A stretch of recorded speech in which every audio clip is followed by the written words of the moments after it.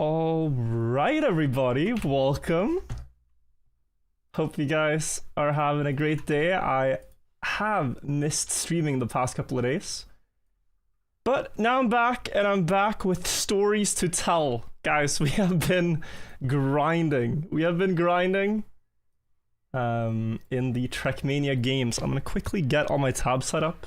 I had to quickly restart my PC before going live, but very excited to tell you guys about the events of the week. Very excited. Let me quickly get some music for Twitch. Hello, everybody. Hello. I grinded until the last minute. That's why I'm a little bit late.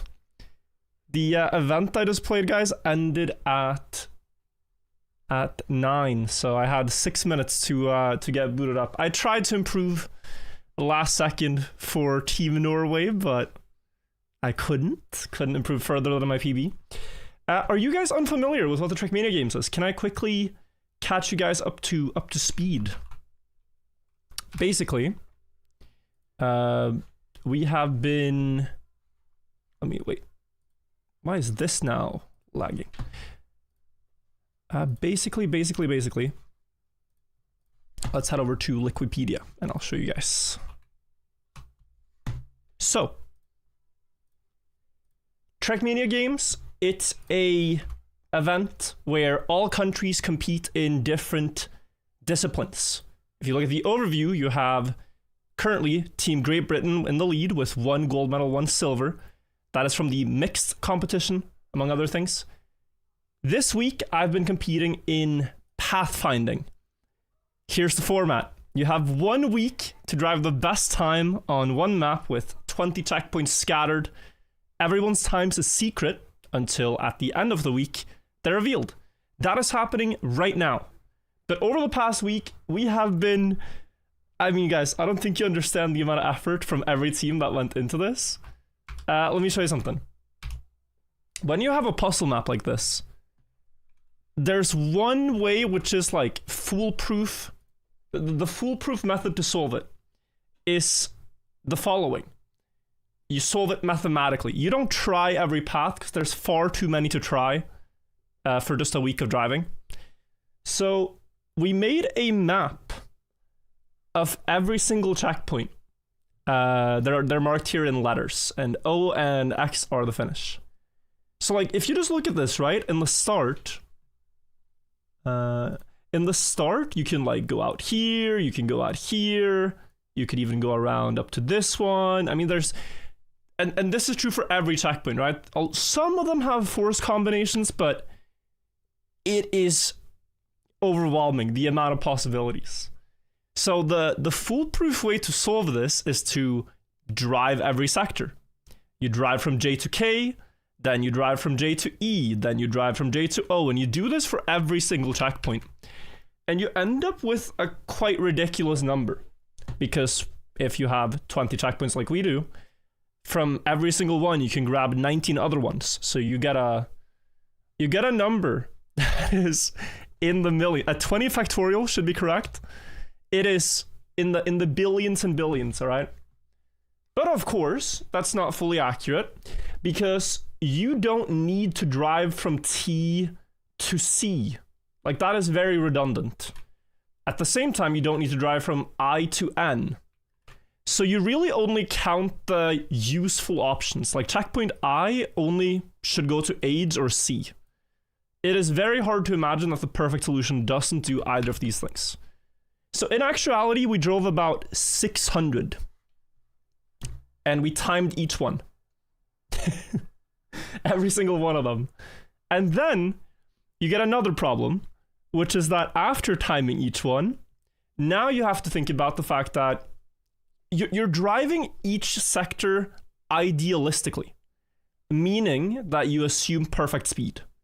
So let's say very simply that you drive from A to D. Well, you're going to assume you have the maximum possible speed as you drive from A and you just rush to checkpoint D. But now if you had a sector that is from D to C, all the way around here again, it's going to assume you can turn around at D at 300 speed. Like, you just go full speed this way immediately as you touch the checkpoint. So after you have every segment, what you have to do is add penalties. So you say that for certain segments, you have to have a time penalty to make them more accurate.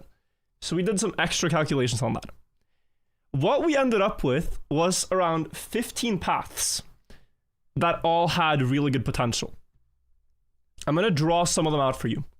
Watching the replays might be complicated. So M, H, I, C, B, G, down to A, past here, and then you do O, N, S, T, P, R, L, Q, J, F, E, K. This was our first promising route. It's like, this might sound like nothing to you or just be very confusing, but this is when we hunted a lot and we got down to like 140. I'm drawing this where you can't see it. This is like a 142, maybe 141 route. But then we looked and there was one that the algorithm said was the 6th fastest one.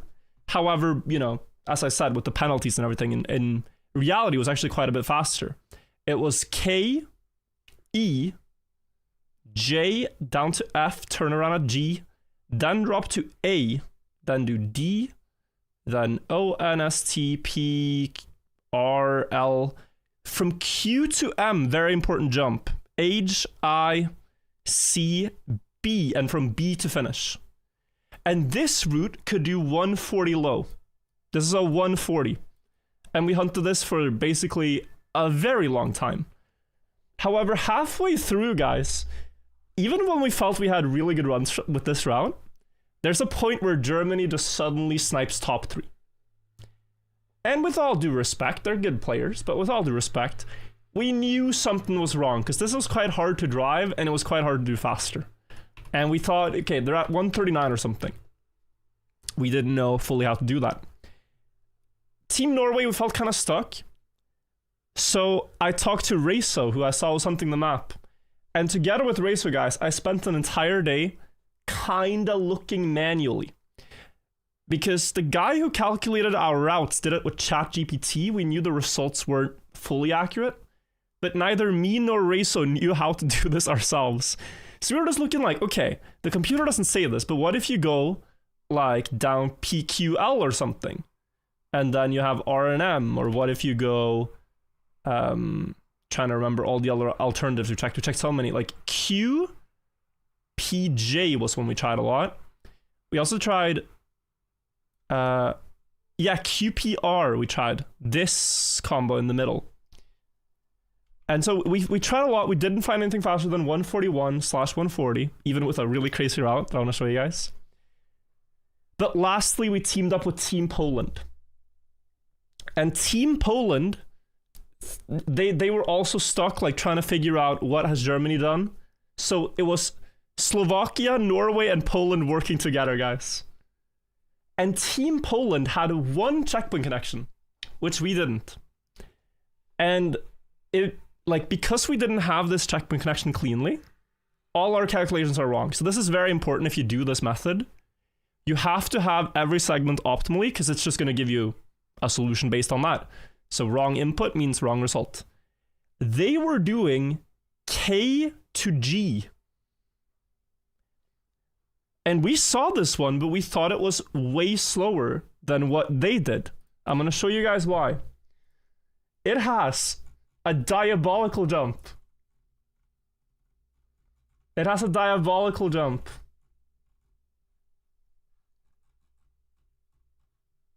Let me see if it loads here. Maybe I can just take my most recent attempt at it. That succeeded. Oh yeah, this one worked, I think. Yeah, look at this, look at this. So this was, I'm also leaking my time here, but look at this jump, guys. So this is checkpoint K. You go up this hill, and you just barely make it to G, but you keep speed. So we miscalculated this checkpoint on our own by like 3 seconds. It only works if you barely get airtime, have the car realign a bit to the side, use all the space available, steer left just as you leave the ramp to straighten out the back wheels, and even then, the wheels are clipping. The wheels are clipping on the edge. So after hunting this route a lot, I managed a 139. Araso kept battling and he managed into the 138s. We don't know what solution the French have with Bren and Soppy and the Germans with Schmaniel, but we are gonna check now, guys. We're gonna check the leaderboards and see the results. I am very curious as well to not only see the best solutions of the runs, but the best checkpoint connections. Because we had some beautiful things that weren't part of our final route. I'm gonna show you guys one. We found a route, guys. Wait. I'll show this first. Just to show... Yeah, guys, we had a route that ended up being a 142.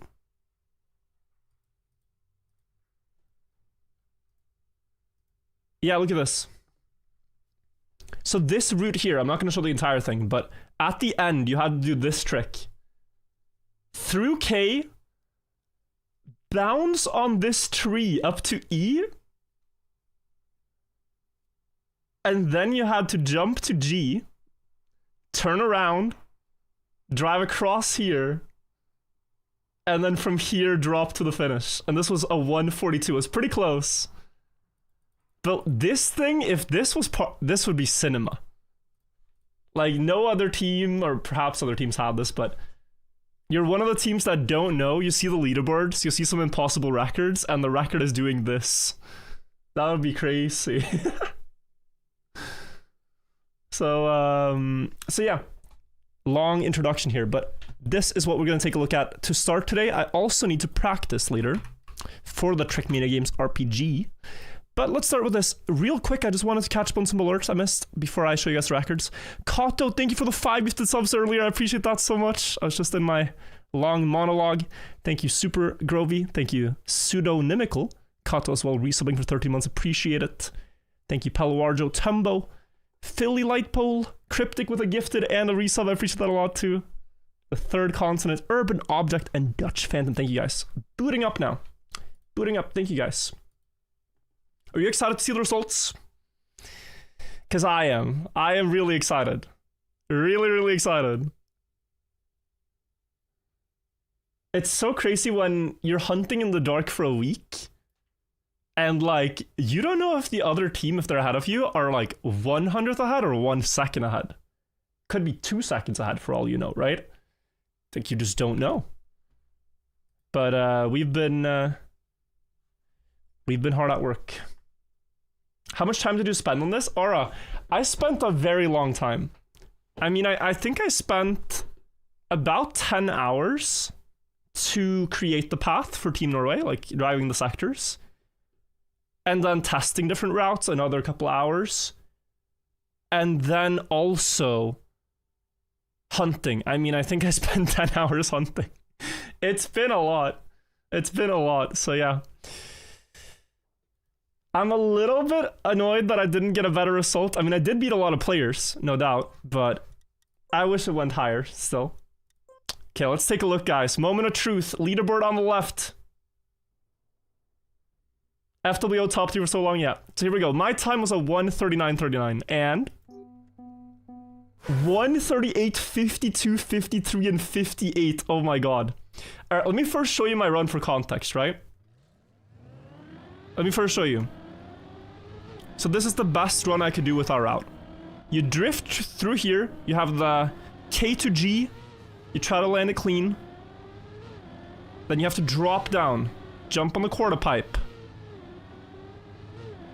Do a left-right nose down to skip the grass.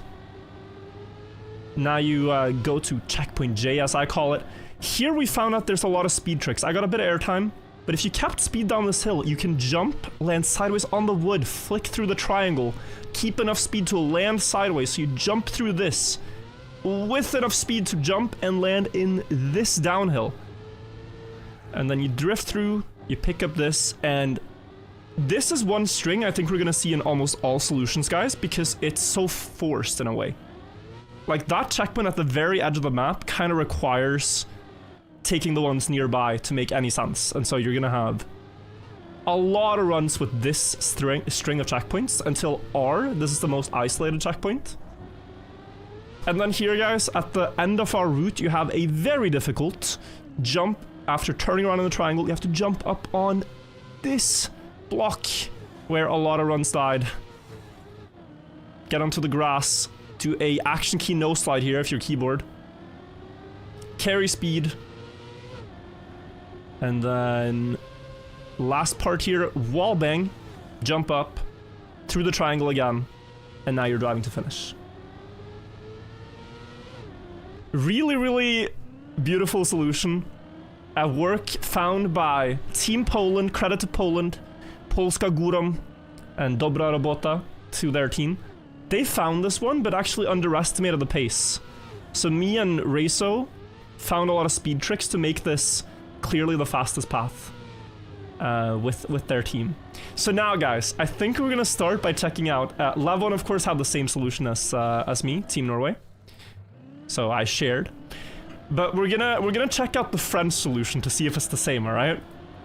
So let's go on board with the French.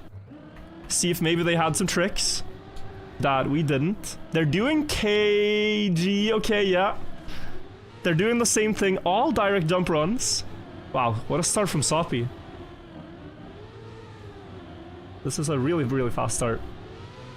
Isfu the Pathfinding goat? Yeah, Isfu made the program that all the top teams used, I think. Oh, Soppy with that nose down. Yeah, Corny was doing this too. And it looks good, but you have less speed through here, most likely. Most likely, we will see that in the comparison.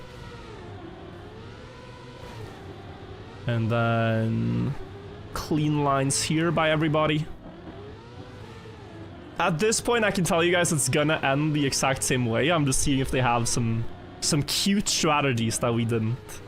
For example, on this next checkpoint, there's 2 ways to turn around. They're going opposite. Interesting. I went the other way around. This does make the jump a bit easier.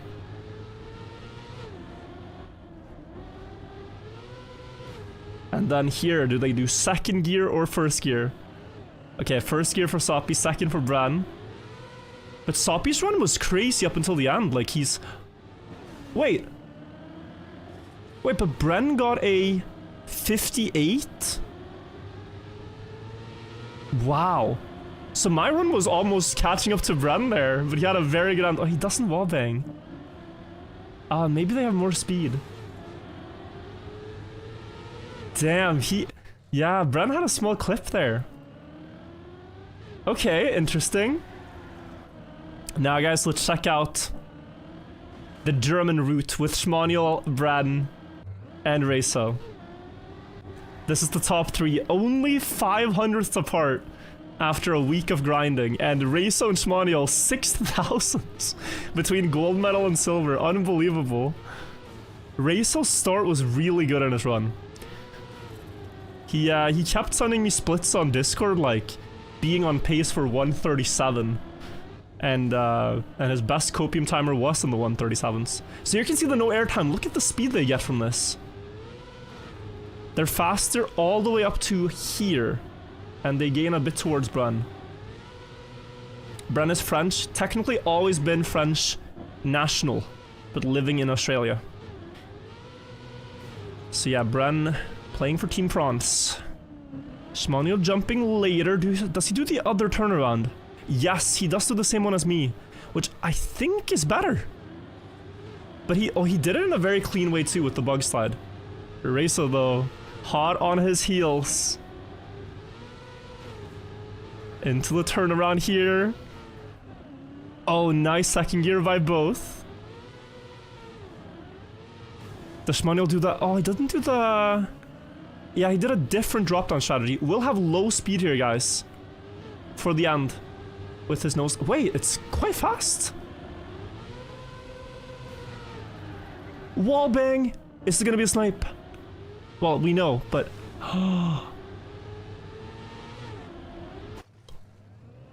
No way, bro. But we knew this. Was this lack of critical information? Look, I'll show you guys. This is one of the... We found this very early on. Didn't know. Uh-oh. Uh-oh.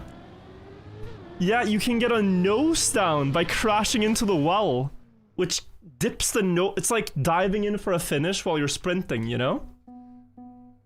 So with all that speed, you crash the well to force the nose down and you hit the finish line quicker. Oh my, that is the difference? Wow. That's unbelievable. What is this? Okay, we need to take a look at the best connection. Someone sent one. But first, I want to see... I mean, is there, I know that Ghost++ is broken. Is there another one that lets you scroll with the ghosts and stuff? Smooth Brain, thank you for the 17 months. We can maybe use too many ghosts.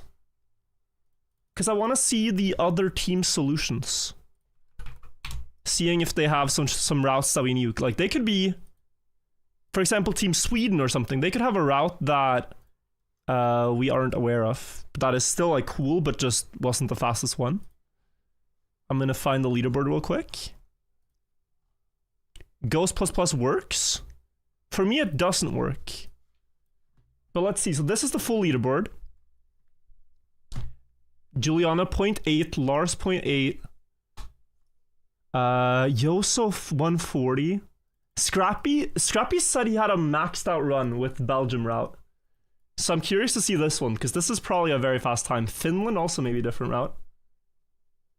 Game version check, press top button, reload map, and it works again. Okay, let me see if I can figure this out. Open planet, Ghost++. In the settings or what? Settings, Ghost++, game version check, press top button, reload map. Okay, I think I figured. Scrappy's best cope was 40.1. It really sounds like Reiso's route, I'm gonna be honest. Oh, Lauren, thank you for the 7 months. How big is my monitor? I think 27 inches. So, Scrappy is 14th. Let's see Scrappy's run. Here. Spectate. Oh, it's working. It's the Reiso route, right? Yeah, I think this is Reiso's first route before we worked with Poland. Oh, that's beautiful. If he did a 148 with this. No, does he jump on the roof? It's the only way to justify this. Yeah. So this gains about 2/10 versus a normal turnaround. But Reiso did it about perfect in his previous run. Reiso had 140.5 with this, yeah. Also, Nolux, why are you leaking, bro? Dude, Nolux almost through the competition for our little group. It was crazy. Nolux was giving intel to the German team. Or so I've heard, allegedly. Crazy stuff. Like, last 2 hours, Germany knew fully well what Reiso's time was, and we're trying to snipe it. Because of a certain someone. Who created this map? Aura, who's in chat, yeah. Oh, what a turnaround there.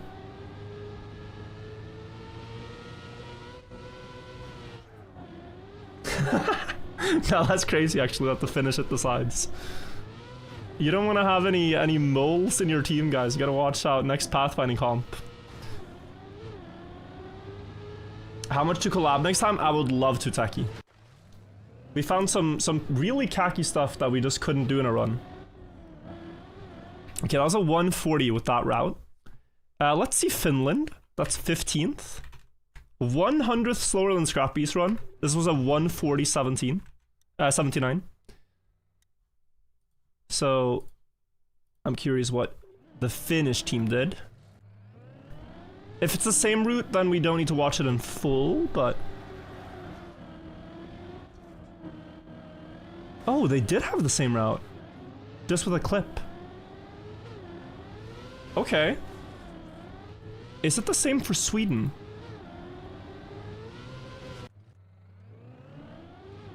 Maybe they're just lacking some strategies that are like part of it as well.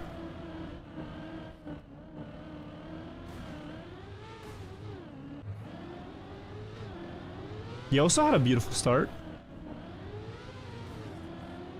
So hard to max this out, yeah. Reiso's best copium timer was 1:37.7. Did they have the no jump? Oh, not the no jump here for speed.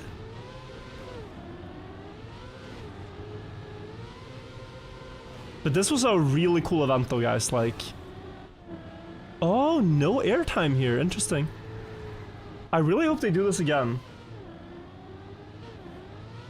He had a 1:37 pace run, failed to jump after turnaround, start to finish. I mean, the stress when you get through... I started having my heart pumping when you got through this checkpoint, guys. Because... it takes a long time to get a run even to this point in the map. And now you gotta clutch up. Like, you have to get enough speed in this turnaround. You have to do a smooth downhill, smooth uphill, jump close to the house to ensure the landing. Neo slide is the point of shakiness. Yeah, that Neo slide on the rocks is crazy. You had a dream about this map Wednesday? I mean, I went to a museum the other day with Anna. And during the museum trip, I was doing permutations of this in my head. I had this map like vaguely memorized in my head, and I was like, oh, you know, like, I mean, we gotta find some way to do KEGF as a route. Like, what do we do? And then I was just thinking about like different, no, we can't do that, but what if we start with this like MR and then we go PQL, you know? I was just like, and then I realized, okay, that's too much. That's too much. That is way too much. Did you see the crazy GAE strat? No, I haven't seen it yet. Was this what iCoco shared? We had that one. Finfred, thank you for the 5 gifted subs. We had another one, which is kind of cool, which was a wall hit here. Like, you would go down the road, wall hit on, well, jump up here, wall hit, and get to L. Oh, you can't see, sorry. Yeah, we had one wall hit that was like, you go from any of these checkpoints here, and you can jump, wall hit, and get to L. Both of these would work. That was a cool one. There was a lot of situations where you could jump with speed onto this bridge on P and keep a lot of speed. That was a cool variant. Now I'm gonna show you guys the ones we had that were the best checkpoint combinations. And then I want you guys to send me your best too, okay? From, if you guys played. Reiso had a diabolical strat with a route that we almost made work. And he was quite consistent at it. I was like, dude, there's no way you're hitting this in a run. And he was like, yeah, no, you know, it's pretty consistent. Here's the strat. Alright, look. We are on checkpoint T and we're going to S. And you could apparently do the following. Instead of slowing down, roof hit and carry 60 more speed than normal. This was beautiful. And it worked in some routes if you went to Q. Just to show what that looks like, right? You wouldn't need this if you're going up the bridge to P, because you're gonna slow down anyway. But for this straightaway, it was so powerful. So there were routes where you did Q, then P, and then R and L like this. that was a cool one. Raisa found that. I showed you guys the tree hit, but I can show it again if you didn't see it. Because that's one of the cooler ones too. And I guess I can show you, this is the run that we had that like would use the strategy. So we can go to the same segment again, here. Well, this is without the roof hit, but still. You would do that TQ PRL downhill. And now the benefit of this is that if you do this checkpoint and the next one, you have a bunch of speed towards K. And because you have a bunch of speed, you can do the following. Crash the very back branch and get this. The Pathfind competition is over, yeah. The winners were Reso in first for Slovakia. And then it was Schmaniel for Germany and Bren for France. But as you can see here, guys, on the pace, this is a 140 only. And this is a segmented run. So it wasn't ever realistic to get all this. Other cool ones, let me think. I can show some that Team Poland had. Team Poland had a really beautiful one that I hadn't seen before. I gotta scroll so far. We yapped for a very long time.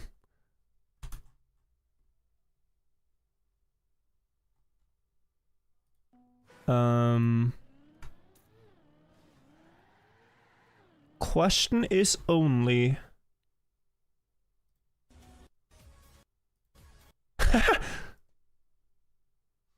Oh, Vertune made his clips private, public. That's amazing. Or? Am I tripping? Well, I could at least open one now. Sorry, guys. One moment.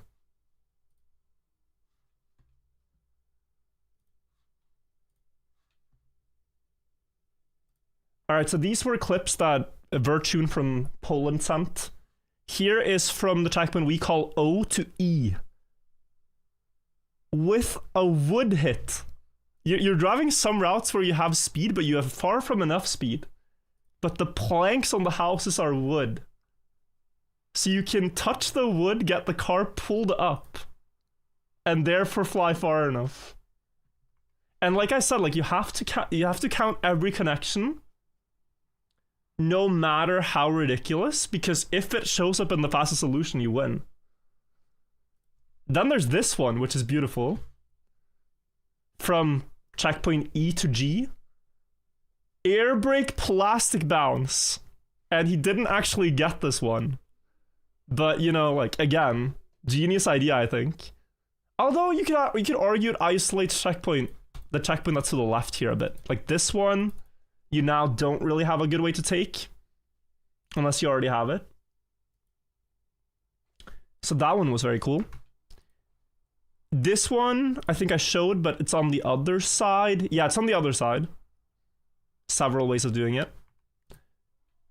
And then this, look at this. This is one of the coolest ones. Can you imagine this in a solution? To the left here, air brake, no spug carry speed. Hello? You don't know how much time you wasted on the pool? Wait, Magpie, which country were you playing for? We wasted so much time on the pools too. I'm gonna see if I can find... There was one more I had. Although it ended up being unrealistic, but I had so many ideas, I thought, for how to do it.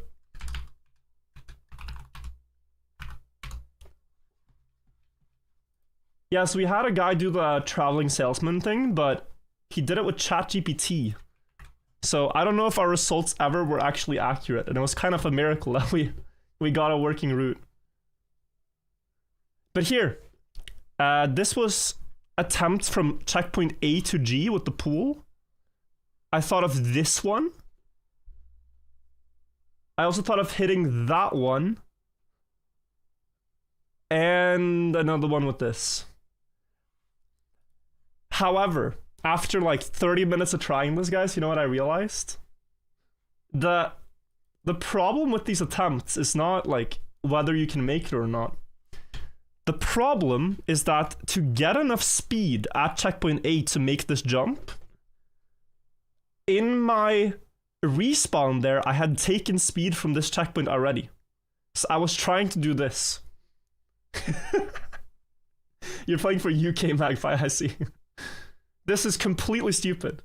This makes no sense. Like, make a khaki trick for no reason. There's a crazy pool trick by Belgium. Is there a clip? If there's a clip, I can take a look. But yeah, these are some of the ones I can think of right now. Ruffle Salad, thank you for the 16 months. I was trying to be big brain. We also had B to G.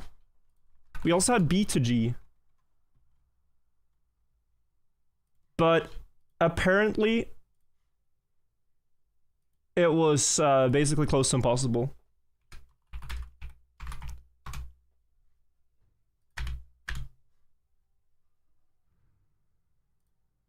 Alright, look. This was when we had. So you could, from here, try to use the wooden planks again to get some form of lift and try to reach checkpoint G. Very, like, unrealistic idea, but it would solve so many problems. Because, like, you just wanna do this string here. Like, this looks so good. Because it also allows for, like, an ending like this. You take GF, and then you do some type of... I think the plan here was JK... No, I don't remember. J... something. But yeah, this string looked very good. Did you ever try L to F? No, I don't think so. Not much more than just drop down here and go.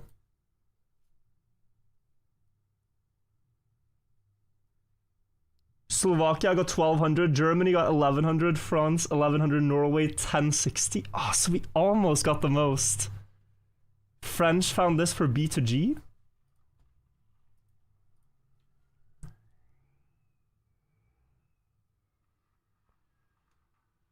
Whoa. Yeah, because you get the turnaround. Wow. It's slower to the checkpoint. But you get, like, this could allow now doing G to F, you could say. Watch Greek strat for G to F. Well, I'm gonna need clips, guys. And if I missed it, just send it again. Also, Shmoney said something, I missed it.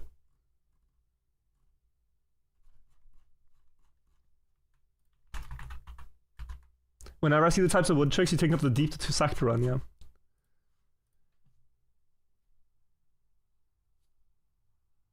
Bruh. And you can take E like that. Wait. Wait, but this would gain... How much speed do you have? Oh, you have a lot of speed.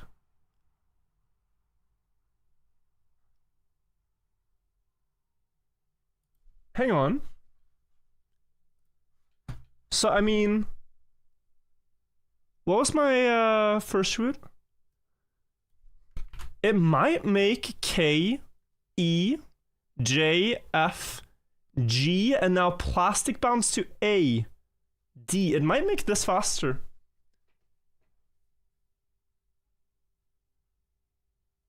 It might make this overall faster. Like, let me show you guys the route I have. It takes the same checkpoints.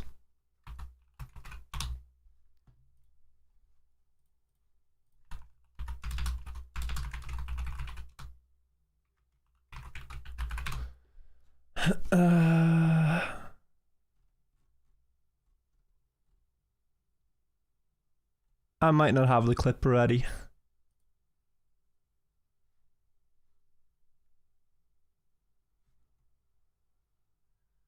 I don't think so.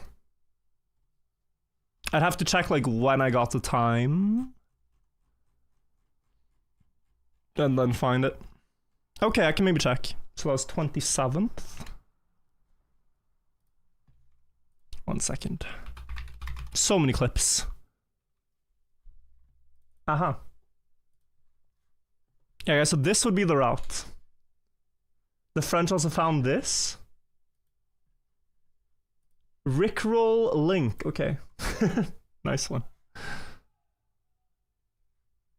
Yeah, so this was 141 without the plastic bounce. Looks so strange to see this driven this way now.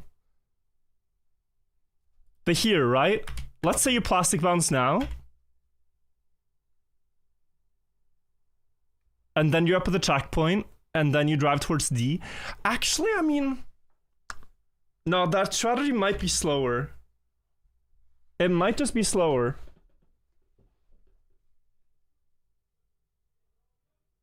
You're glad cuts are allowed for the trial map? Yeah, it will be very interesting. Didn't World do GAE? Yes, but it doesn't have speed, is the problem. Have you tried W to L? Okay, guys, funny. Very funny. Very, very funny. No, but cool, right? Cool event.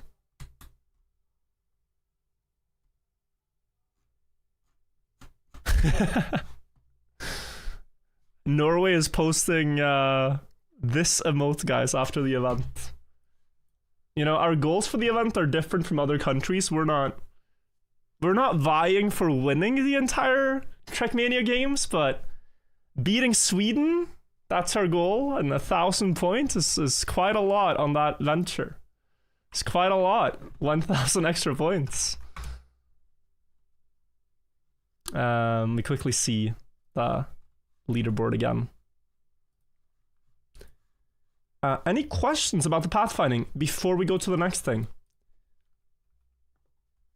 Really, really cool though. Like, look at the leaderboard the last day, guys. I was third. I was third going into the last day, and then you see the records. An hour ago, 3 hours ago, an hour ago, 3 hours ago, 2 hours ago. Everything changed, bro. Everyone improved. Actually crazy. Nor Bacon thing for 45 months looking for awards. Yeah, Aura.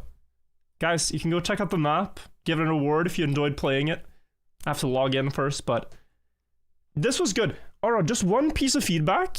One piece of feedback. Constructive.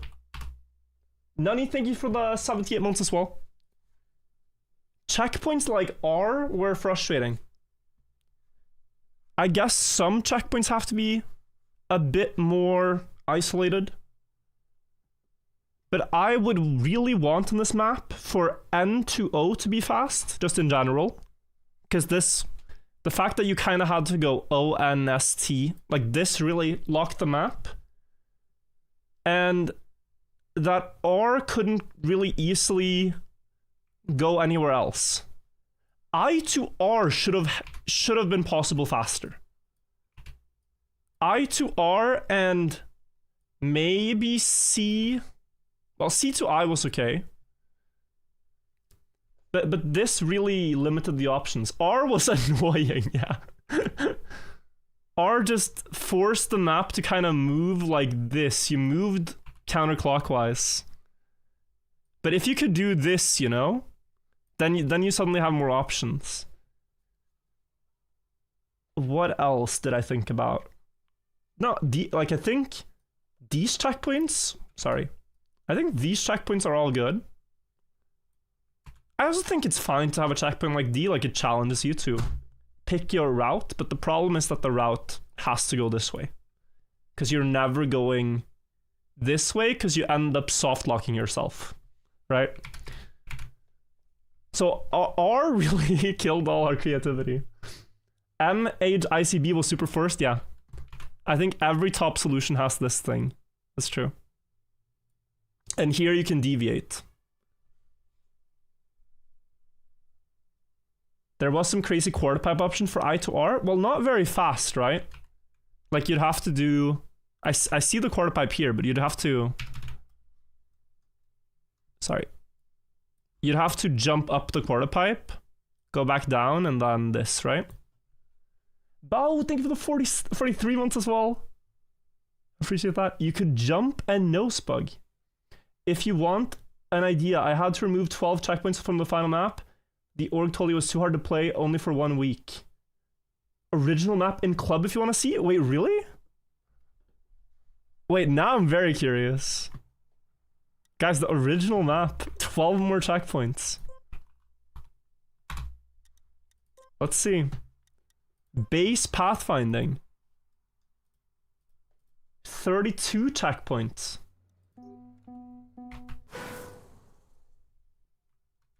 Oh, there's one here.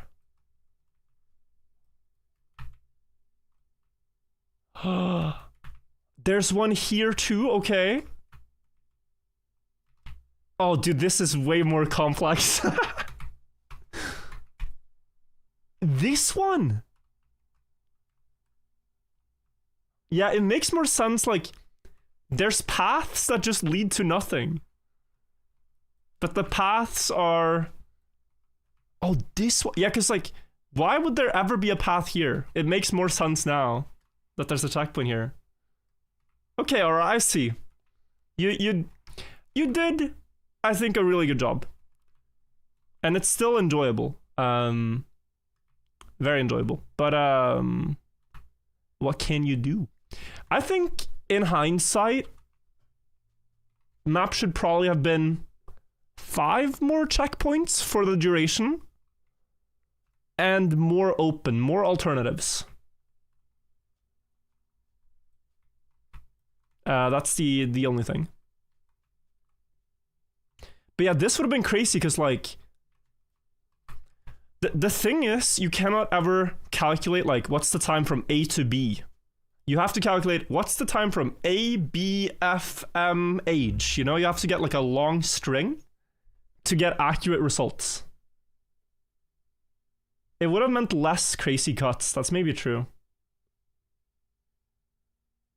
Did working with other nations break the spirit of the competition? I don't think so at all.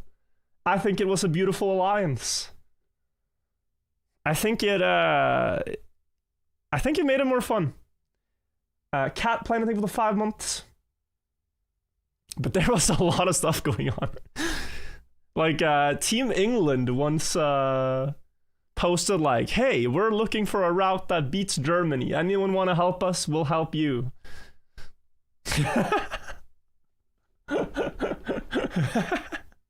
Should have let Belgium into the alliance. The thing is, you have to be tactical about who you share strats with, right? If you share strats with a country that's better than you, well, they're just gonna drive faster than you. You have to share strats with a country that has, like, even if you're driving with the same recipe, you think you can win. That was a good ship post, yeah. Okay, guys, but pathfinding done, really fun event. And you share with Slovakia. More than anything, I just shared with Rezo. We were talking throughout, and then we felt stuck when we were like 4 and 5, or 4 and 6 or something, and Germany had top 3, and it was just like, bro, we're not getting anywhere. We have to work together. And it worked out. It worked out. When you ask for route and realize it's the same as yours, you realize skill issue, yeah. You're saying you collab with Poland because you're worse? I did not say that. I just said sharing the strat with Scrappy, I'd get cooked. Very fun working with Poland too, yeah. Big shout out to the Polish squad. They found most of the route. I don't know if we missed any strats. I think we saw everything. Guys, I'm gonna pivot. I need to play the Trackmania games RPG maps. So that was just one event, right? The pathfinding.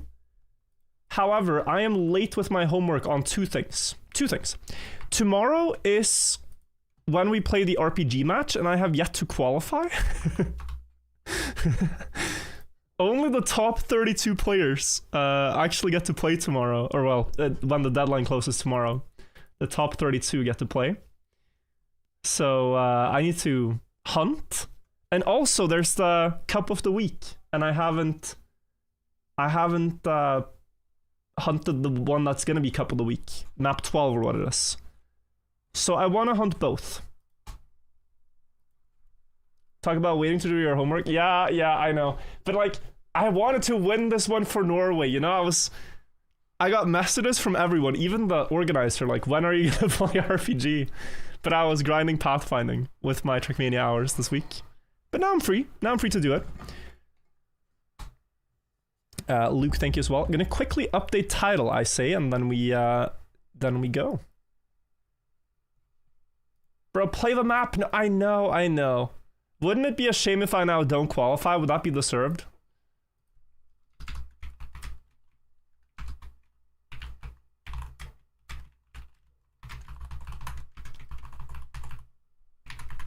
I think it would be deserved. Oh well.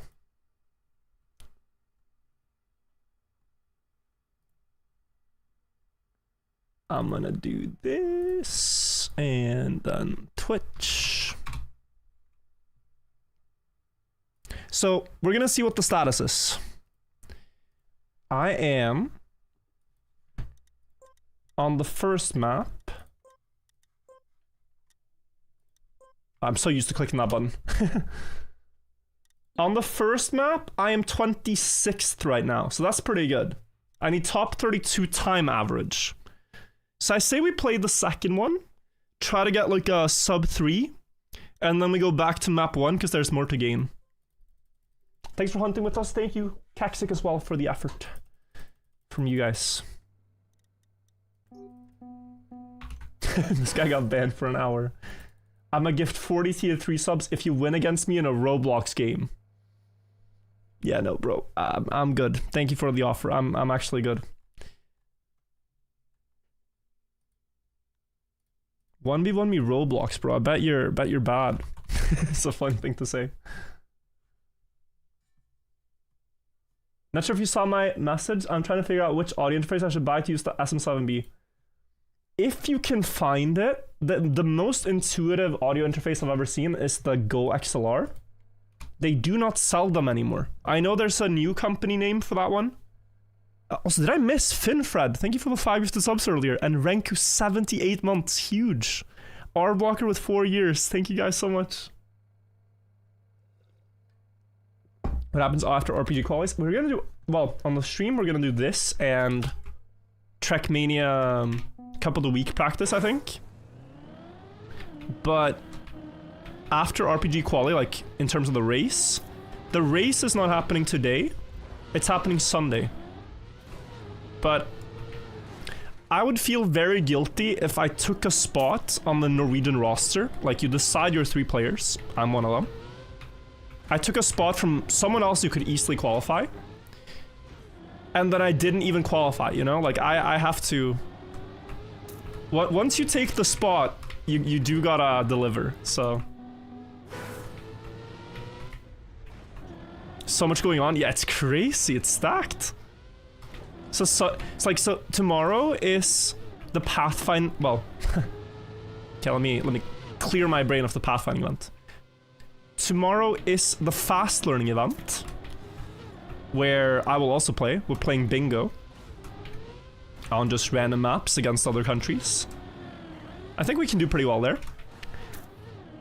The RPG qualifier closes tomorrow, and then on Sunday you have the RPG race, which is knockouts.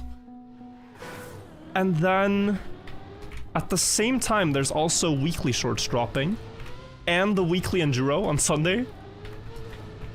Not sure we can play those.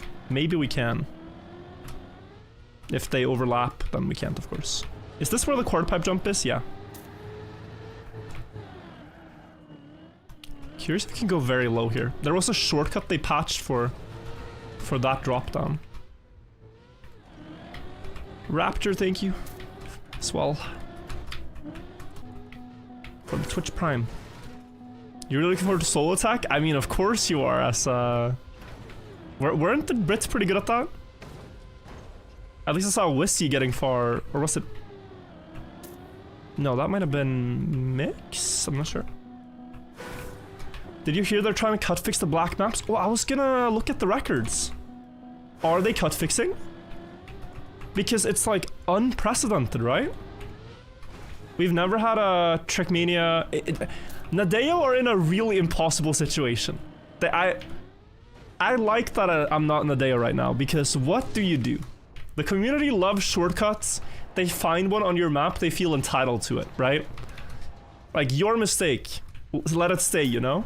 At the same time, you just cannot have someone qualify into Division 1 of the Elite Cup using the shortcut for esport.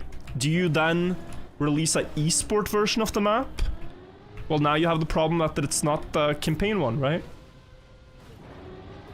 But maybe that's the better way to do it. But Nadeo seem to have, throughout their time, very rarely, if ever, patched shortcuts. There are some instances of this, but it's like in Nations ESWC in 2006, the map I9 got cut. It went all the way to like IG, yeah. I think I was the last letter. I9 got cut, and there's now a map which is considered semi-official, which is called I9A. Because of that shortcut. That's one of the only instances I can remember of like an official campaign map being cut-proof after release. But I think that was done by TMX moderators.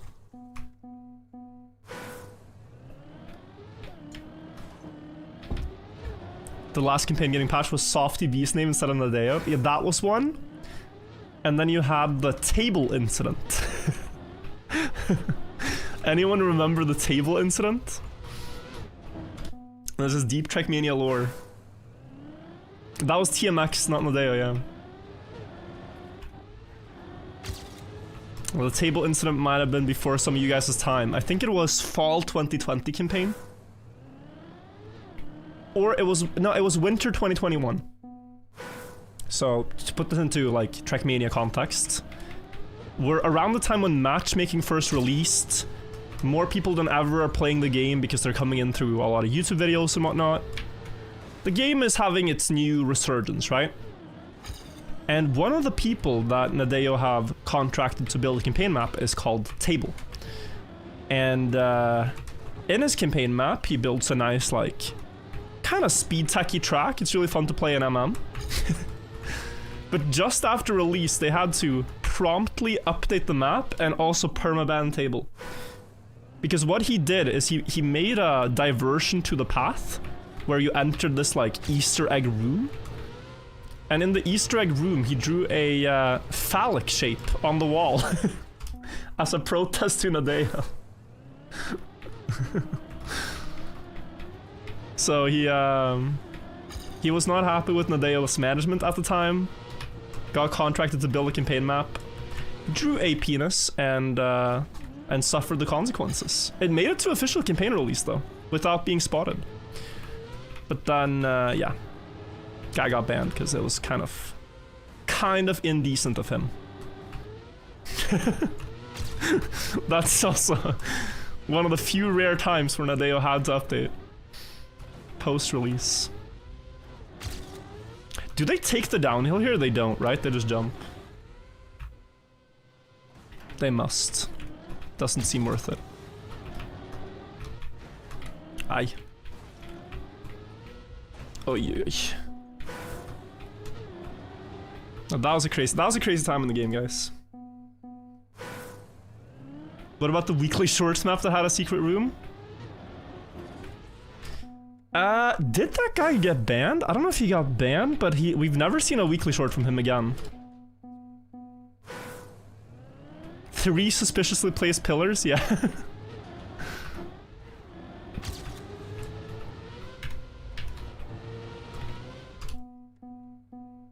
That was just an obelisk. I see.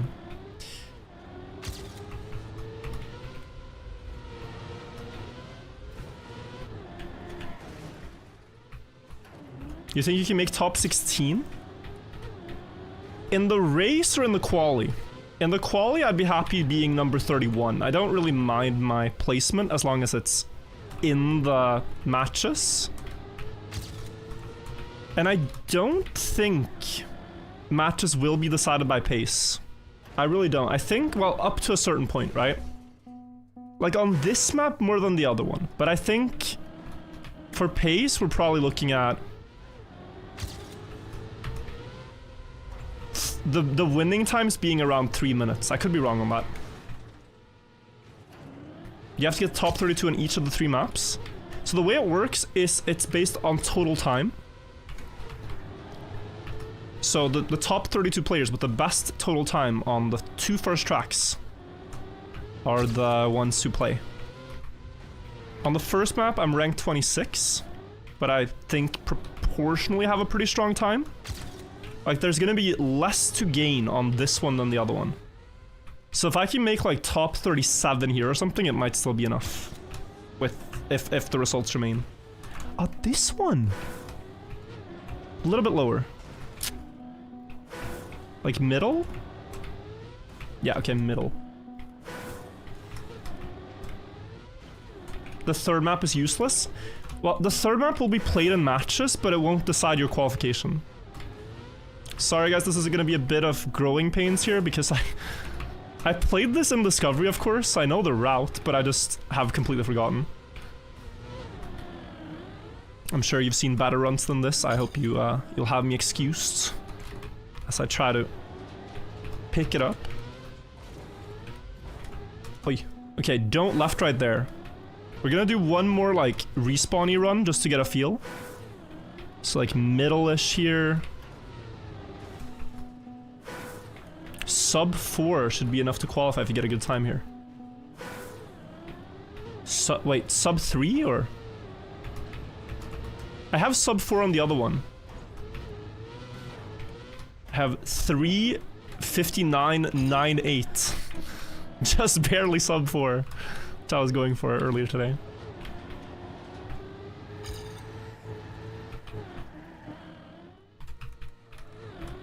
So I do hope it's enough. Here we release early, we catch the landing. I think you just full speed and clip maybe a tiny bit. I know here they have like a crazy bug slide into no slide thing and keep 140 speed. They release, no airtime.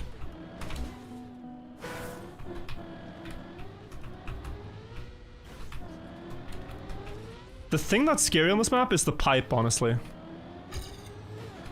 I'm gonna have to get to a point where I drive a lot of fast runs, because this pipe over here can, oh, I'm already... Can easily destroy your runs. So many of them, because you want to risk it. It's like the one part where you can gain a lot if you do it well. So after you land up here, you risk the first turn, you full speed and maybe a small release, but for the most part full speed. Oh, and then you really gotta not throw. That was close. Is this fast enough? 250? Say you drive it badly in rounds. Okay, you still make it.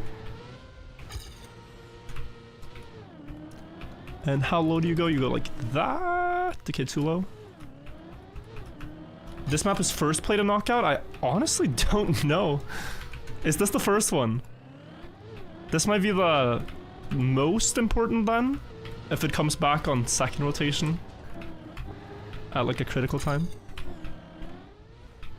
Do you like the visual style? Yeah, I mean, a little bit of lore here, some grandpa lore.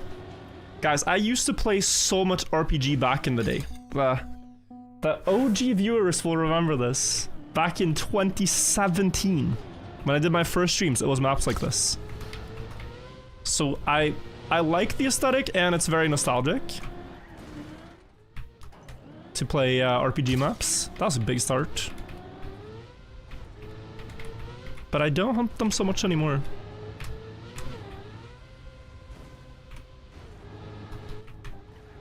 Let's release. Because So I think we just do all of this in 3rd gear and it's pretty good. Okay, I had to release there too, but let's get a clean no respawn run. It might not be the fastest lines, but just to have something to compare with. So now fix that problem that I had earlier. And this was okay. I wonder if you... Sometimes you drift landings like that. Is this fast enough? Yes.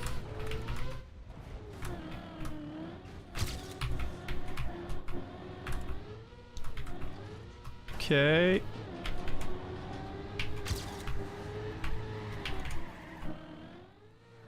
We're getting somewhere. I thought that was gonna be enough. Almost. Nice hair. Dude, my hair has gotten way too long.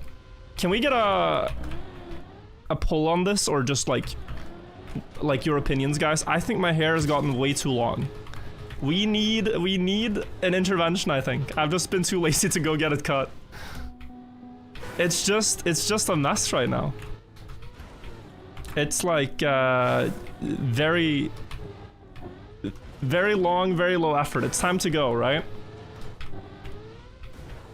Not long enough? Well, that's what one always feels just before it's about time to get it cut. Like, well, what if I let it grow? I've worked hard for this. Like, if there's any opportunity to go for really long hair, it's now.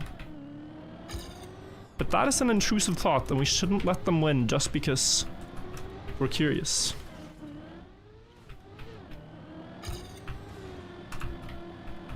It's just a little uncombed, I suppose. I suppose. Ask Anna? Well, I have, and she says maybe. Sort of like, I don't want to control your hair, you decide. But I'm more used to having shorter hair.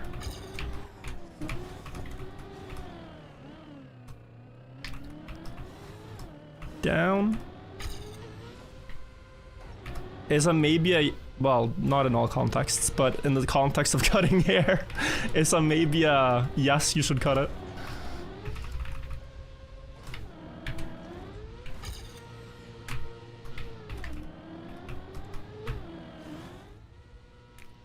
Okay, so my muscle memory, or like my intuition, is flipping lower than what you have to here.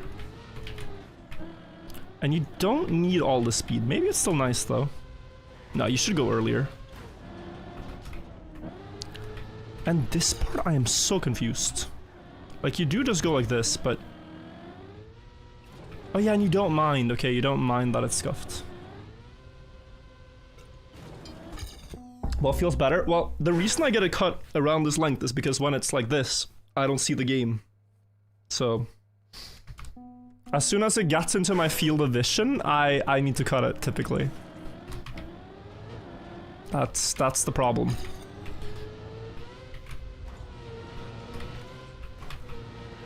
We need to have an optimal haircut for gaming. How long time do you have to quali? Until tomorrow evening. So the ranking on the side there, we basically need to catch 200 spots here. On the last day of the quali. Because I have been procrastinating. But it's quite hard. It's quite hard.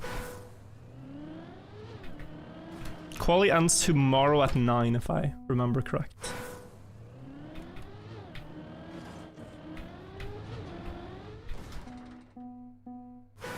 Optimal haircut is when you're shaved, you never have to think about it.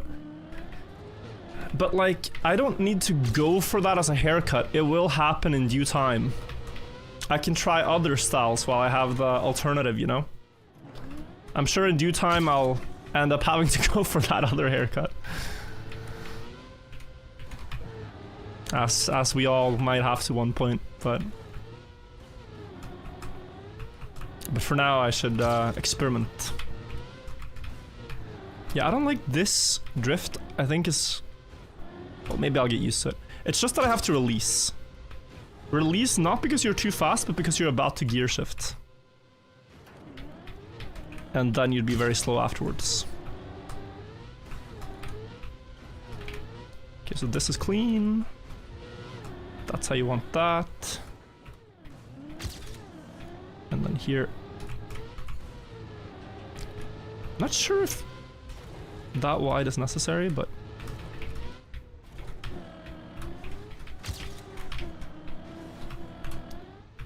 so here, very confused.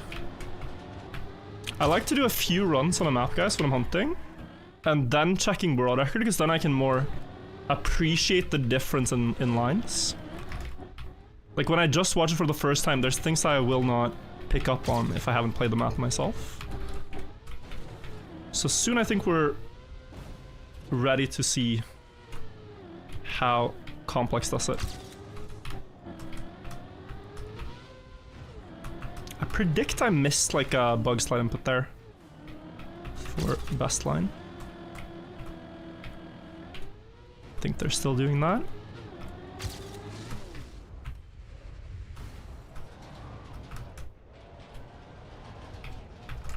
Actually, that action key is something I should unlearn because you need to adjust more. Oh, still fast enough? Yeah.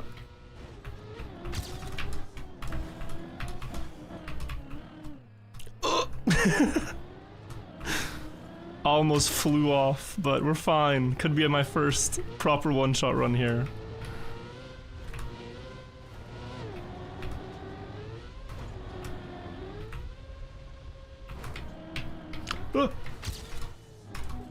Yeah, I drifted too early. Okay. Interesting. Well, we'll get splits though. We'll get splits that look like a one-shot run. Okay, so cleaner turnaround necessary. That was lucky.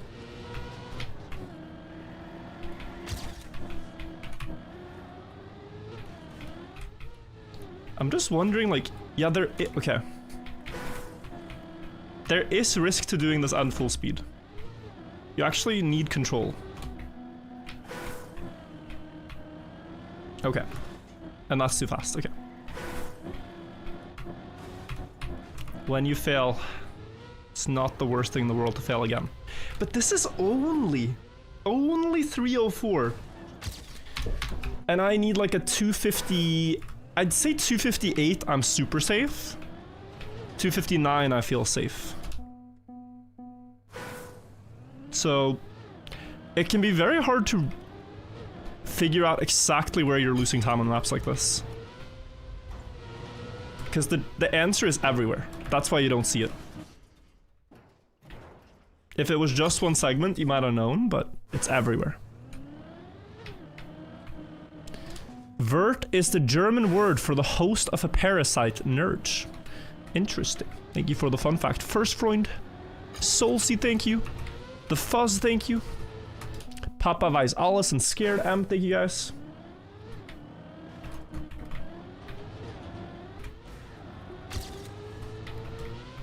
What's a noob RPG maps? Asking. This map is pretty good if you're a beginner. It's not that hard. Right now, top 32 would be around 300. Wait, have you calculated for both maps though, Dara? Or do you mean top 32 on this?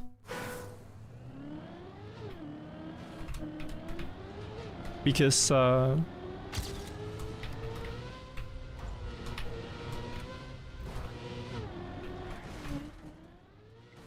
what's a noob RPG map asking? Okay, oops.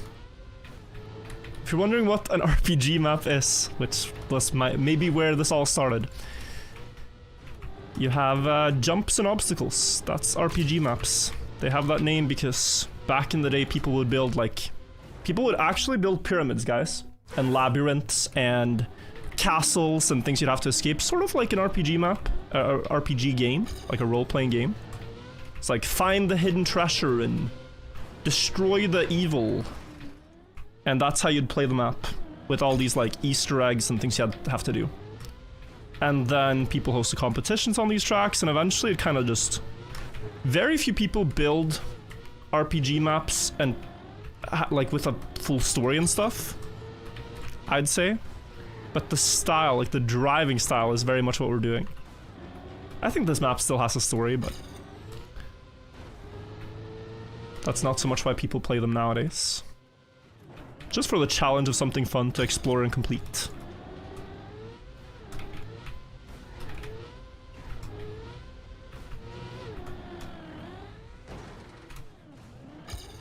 Daily pyramid chat? No, but it's true. Some of the first maps are like RPG, Pyramid of Saqqara, Pyramid, the Great Pyramid, etc.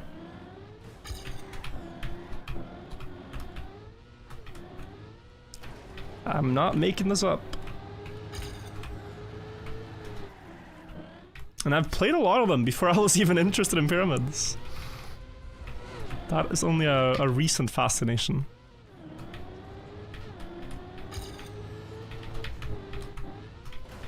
Yeah, I can tell up until this point I already lost about like 3 seconds, I'd say. And that's only 1 minute 30 in, okay.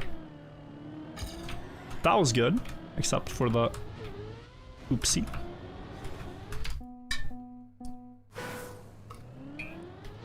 You weren't always interested in pyramids? No, I got them on YouTube. I got them in my YouTube recommended.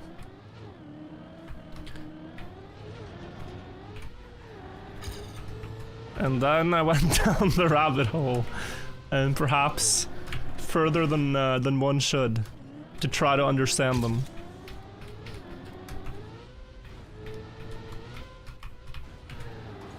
But now I can tell you guys about them, which have made them very cool, very, I think, very worth it. Very worth it to learn about. Life-changing YouTube recommendation? Isn't it like that for some of you guys that are here now? I bet there's some people in chat that are like, bro, what the hell is a Trackmania? 4 years ago, you got one YouTube recommendation, and now you play couple today all the time. Now you play weekly shorts. Like, it's crazy how much one recommendation like that can change what you care about or do.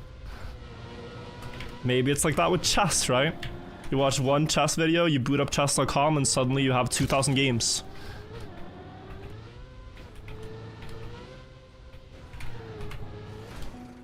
Raffle Salad, thank you for gifting a sub, I appreciate it. Thanks to Riolu cheating, you found Trackmania.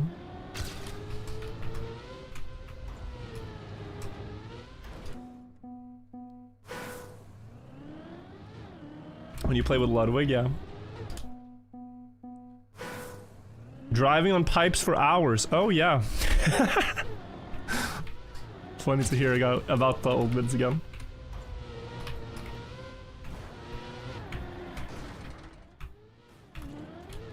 GDQ 5 years ago, crazy.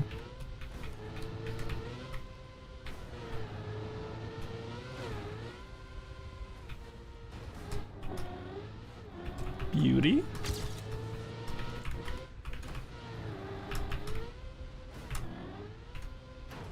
So I cannot do this because I end up so close to the wall there. I need to go more to the right on the corner.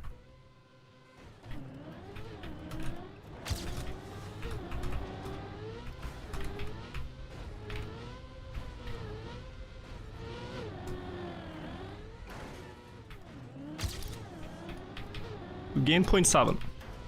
We are now on 303 pace, I was gonna say. The Riolu 200 video, man.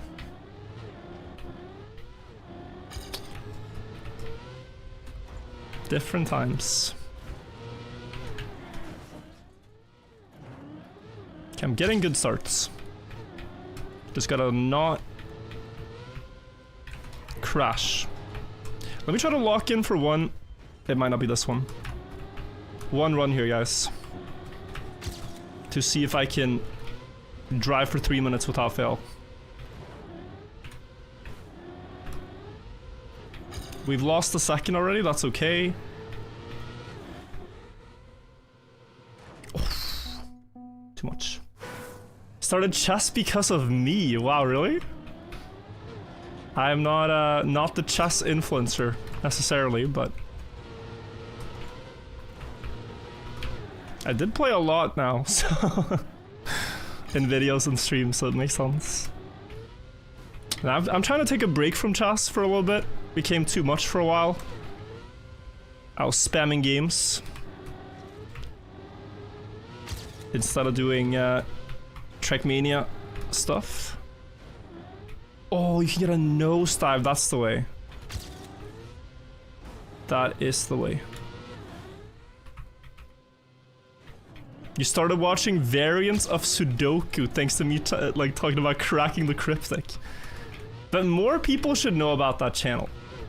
I mean, these guys are legends. They really are. And it's so cool that they've taken what was such a niche thing and made it into such a big community. Like, they deserve all the success they're getting. Seems like very wholesome people as well, so the type of people you want to support, you want to see thrive.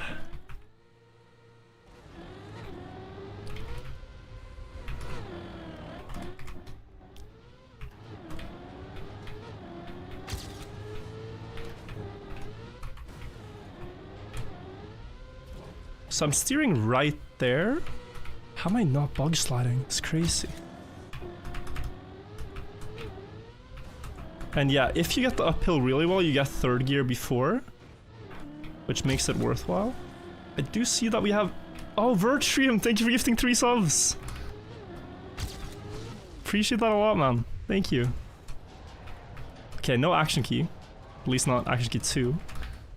Now it's the drift into quarter pipe. Ah, a bit too low. Still kept enough speed. Too steep. Oh god, bro. That was about to go badly. I lost a second.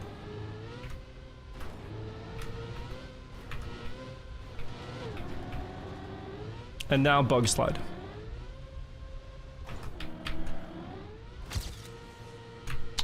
Yeah, but that was pretty bad. Go high. I panicked.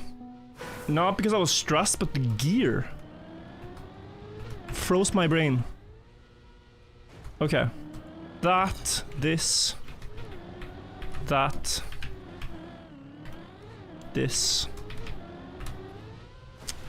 I suppose something like that. That was very lucky.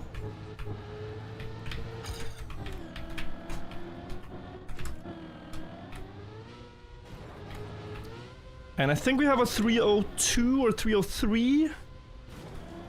I guess. 256 is so crazy. I hope every other player thinks that too. I hope it's not just me. Like that. And Complex has done this twice now. Like he did it before the update too. He had a 256.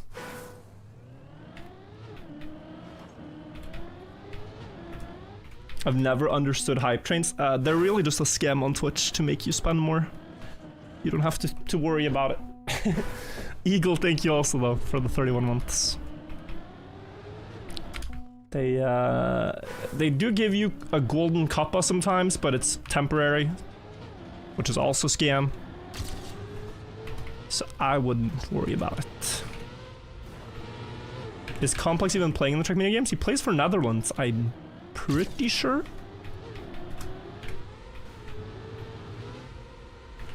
But he's one of these players that has always been really good and at any point could just drop a sick time, but barely boots up the game, I feel like. Oh, that is okay, this part that I disliked earlier is now sick. It's so satisfying to get that nosedive. I'll continue. How do I risk to gain enough though? Ypsilon with 3 months. Okay, here.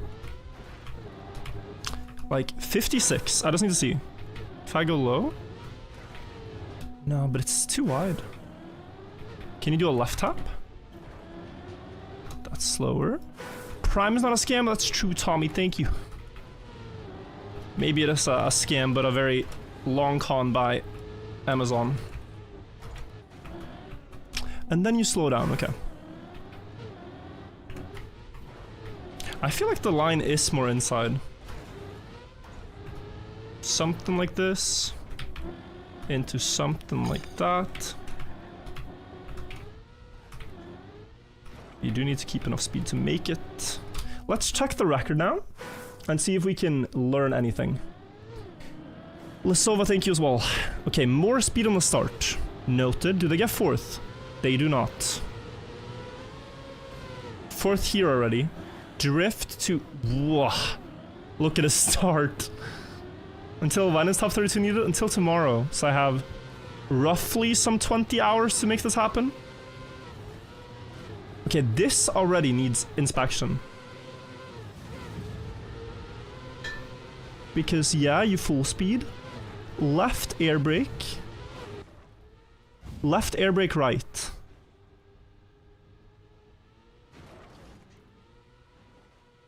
So that it tips the car and you steer left and you land, okay?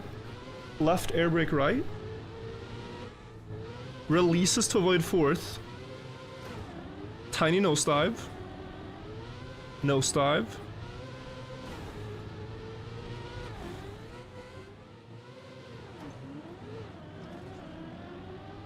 Goes nose down for that one. Oh my, that's a lot of speed. Did he air brake? Yeah, he air brakes, which pushes the nose more forward so he lands better. Release there. And Virtuum 2 months every ship that again, thank you. Here's another thing.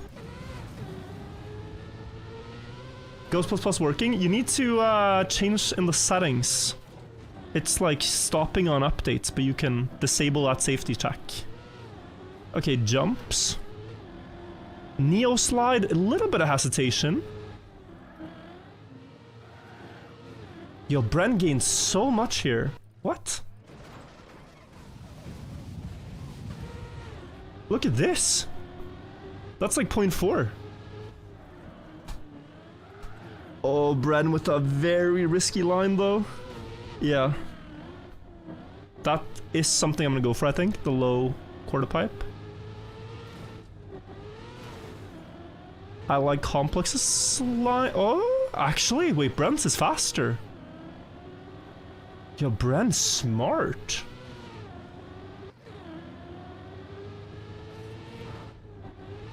This I would never think of. But yeah, you just fly way further and faster. Smart.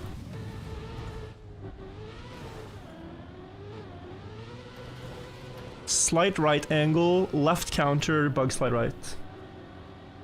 Brand driving for France or Australia? France. Oh, wait, that is so sick too. Ramp cut like that? Ah, because of the engine off. Yeah, you have more speed for the engine off now.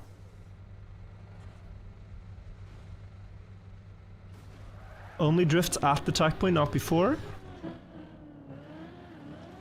Curious how Complex wins this. Bren doesn't drift onto the pipe, stays inside. Dude, he's a speed demon. What is this? This has to be the craziest pipe.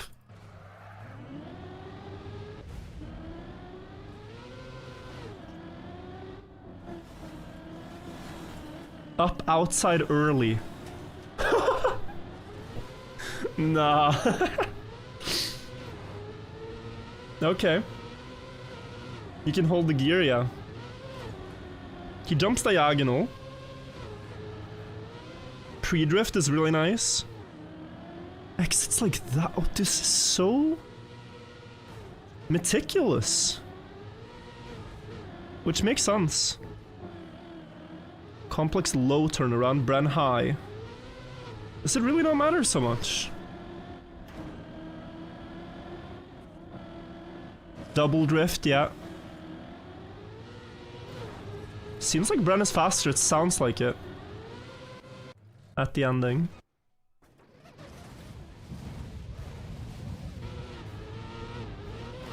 Yeah, I mean, Bren's high turnaround was not good.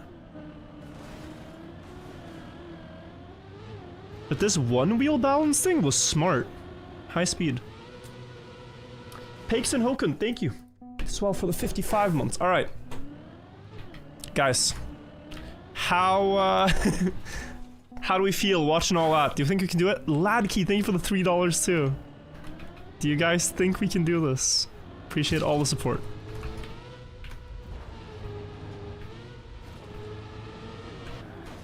So the thing with what we now need to do is not lose to that run by more than 3 seconds. We can lose. We don't have to beat complex. But like, the margin of defeat has to be less than 3 seconds. Okay, so here, air brake left. I don't think I made it. I don't think his strategy worked. It could be that he doesn't do it every time, right? He just sees which tire it lands on and does the other steering. I will continue.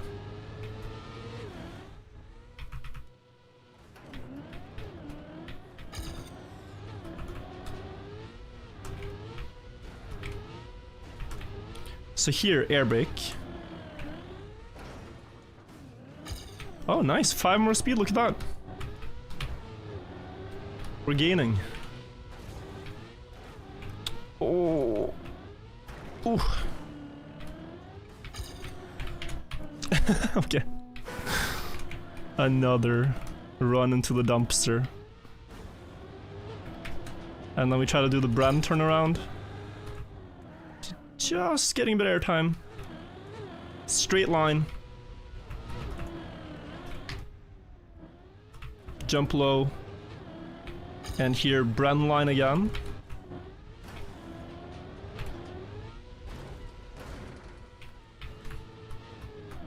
That did not seem so fast as he made it seem. And you drift early because you need to get 3rd gear before the drop down to be very quick. 30 more speed, and then here, I guess a small ramp cut. And I'm at least gaining a lot on copium timer. We wait.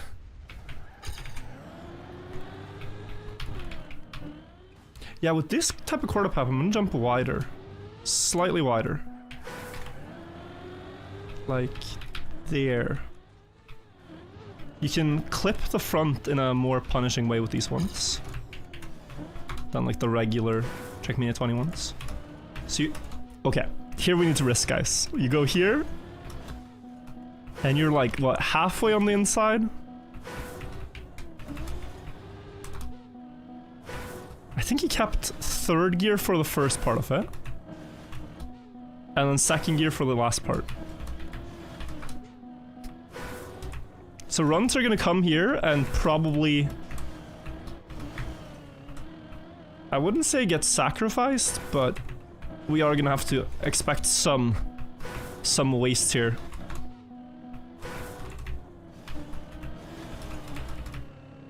Oh, like that, yeah.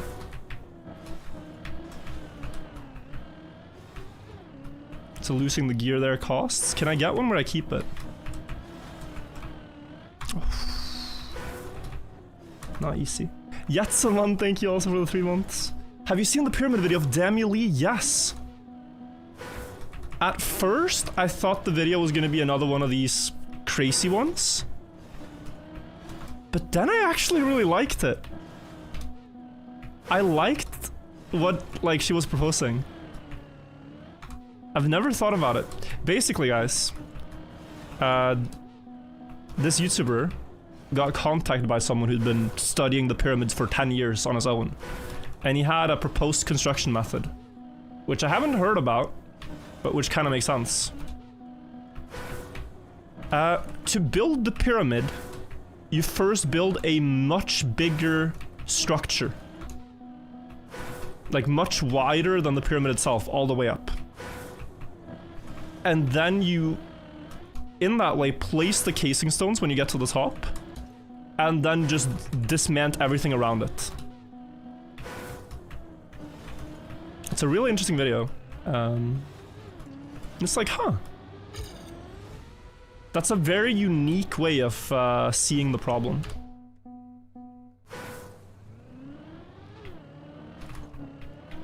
Like, most people assume, okay, they wouldn't place any extra blocks on the pyramid shape itself. How do we make a ramp to fit that?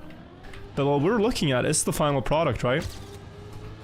Like, they could have had a much bigger working base near the top. Scrap is trying to hold the gear on the pipe, yeah. I'm gonna have to try the same. I got some practice in now, the rest I don't really need to practice, I don't think. Like scaffolding? Yeah, but...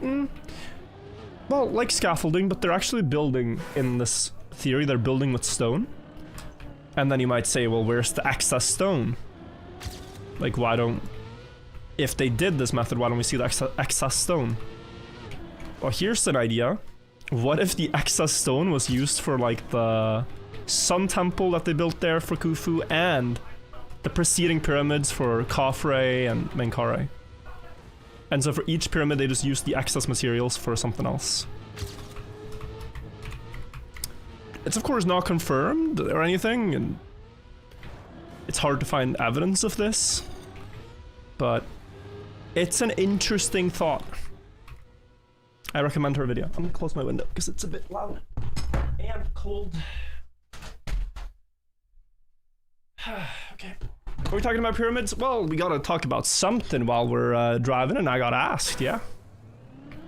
That's just an external ramp theory, but bigger. Well, but external ramp is different. External spiral ramp is very different. What this guy was proposing was a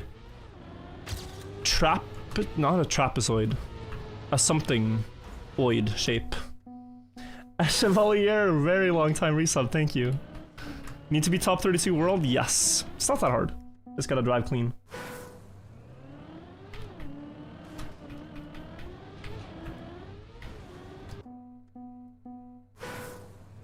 It will not be the way it was built till Hawass can say that that was his idea. You know, like, there's gonna be a change in Egyptology and understanding in Egyptology about pyramids that I'm very sure about. But it is a bit like that with the pyramids, that in order for new ideas to properly take hold, you need to wait a few generations until the generations of, or the ideas of the previous generations have faded.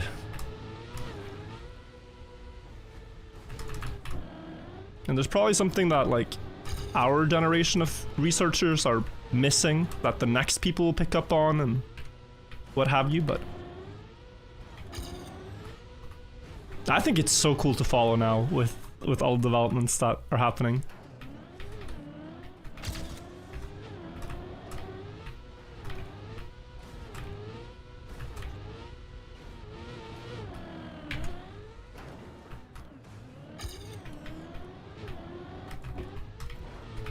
Okay, we're just gonna try to drive a clean run, guys. Nothing too crazy. Not risking too much, not full sending too hard, just surviving everything.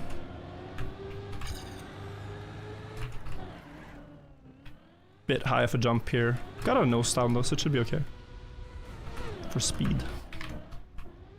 Very wide. Didn't like that.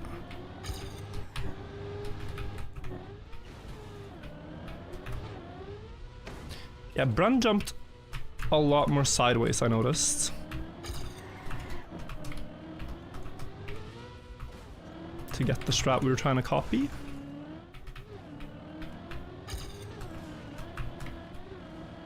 It's crazy how these platforms look so unsmoothly, uncalculatedly built at first. But they have these cute no airtime tricks that make them really fun to drive. It's a bit wider for this block, yeah. That was beautiful.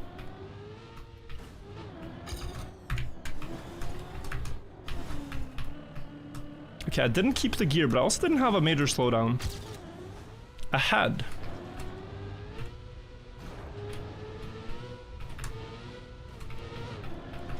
He jumped diagonal.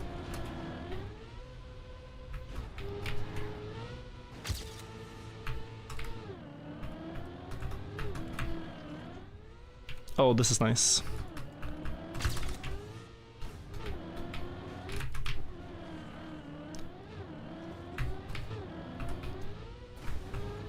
Yeah. Oh!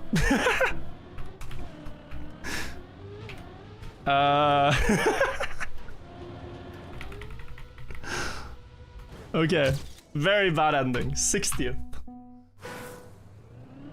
Okay, we had some good parts there, guys. Some good parts. A little bit of scuffedness, but good parts. 60th. 3 more seconds.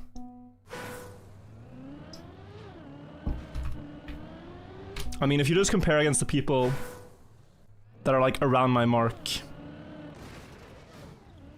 Like, look. This guy basically tied my time. Despite this gap of about 1 second, right? Also, gotta say, being Irish and driving with the Guinness car skin is respect. It is okay. A very okay thing to do. Magnus, 2 months, thank you. When is the competition? If you want to watch the race, it's on Sunday at some time of clock, maybe chat knows. I think it's in the evening.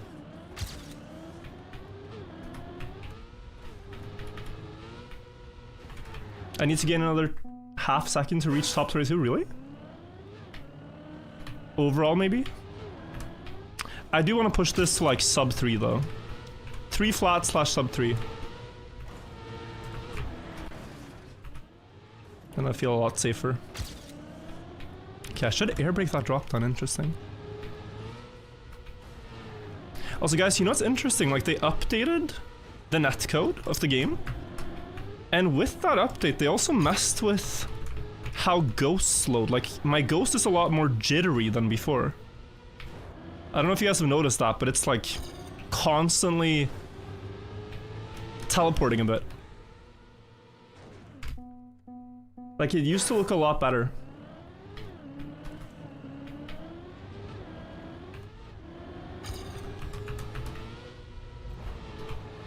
I hope they fix that again. Back to how it was.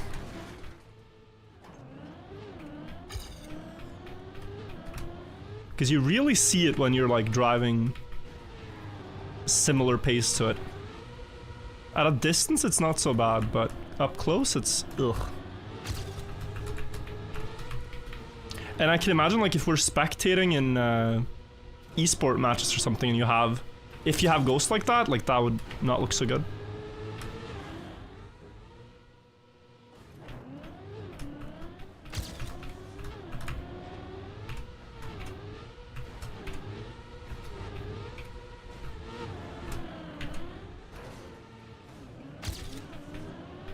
All right.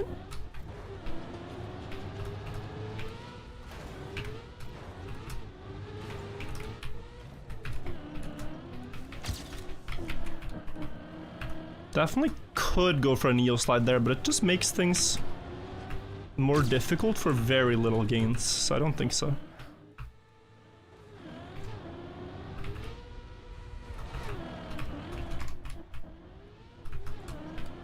Keep it simple for now.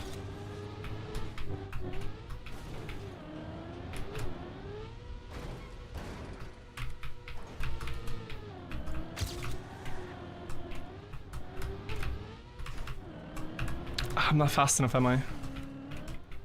Okay, I kept second gear, that's already good. But yeah, it could have been better.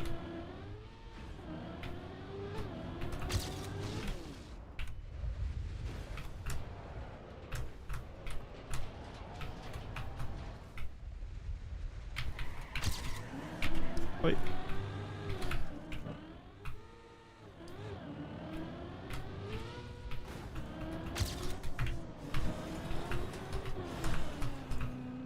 Oh. Ah! Bro! You're so fast when you keep the gear. I was not ready for that. Okay, so you have to drop off in like an awkward way plus air brake. Highly complex. I was not ready for that.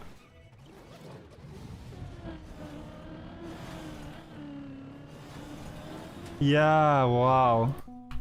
Okay. Good pipeline, yeah? A little bit slow in the middle of it, but it worked.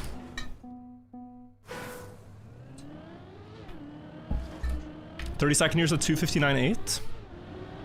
If you guys are just joining, the way it works is you take the best combined time from all the players on this map and one more. And that's your top 32, and on the other one I am 26th. And that has bigger time differences.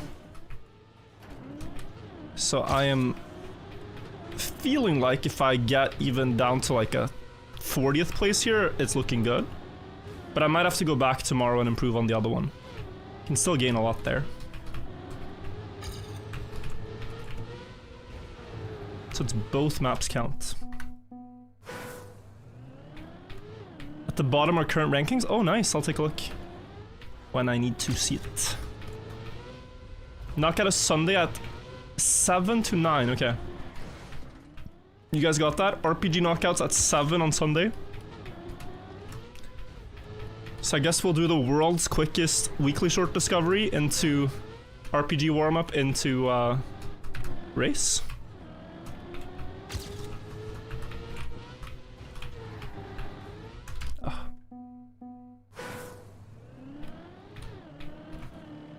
What's this map? It's called... Well, I should have the metal plugin up. I'm sorry I don't. It's called Innominatus. Innominatus. It's one of the Trackmania games RPG maps.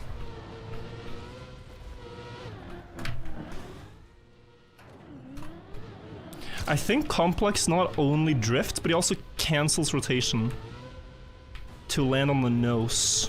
Something I should think about.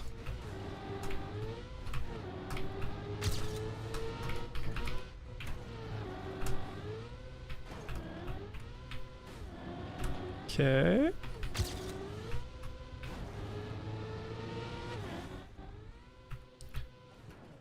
Oh, I can't be so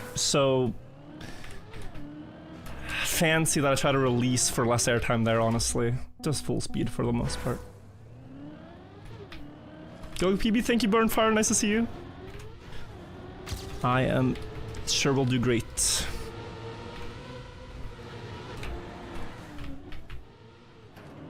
Yeah, look at the acceleration when you land on nose, plus 11 speed.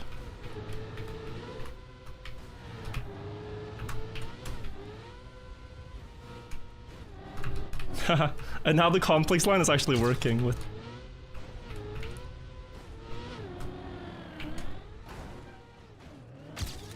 .7? Oh, beautiful speed.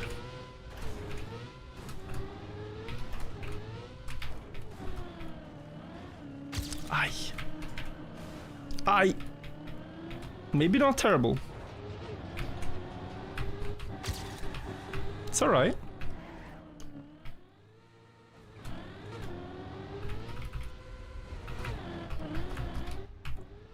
What am I doing?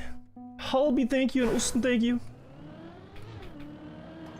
RPG streamer still got it. Quinciana, I'm trying. I'm trying to de-rust a bit here.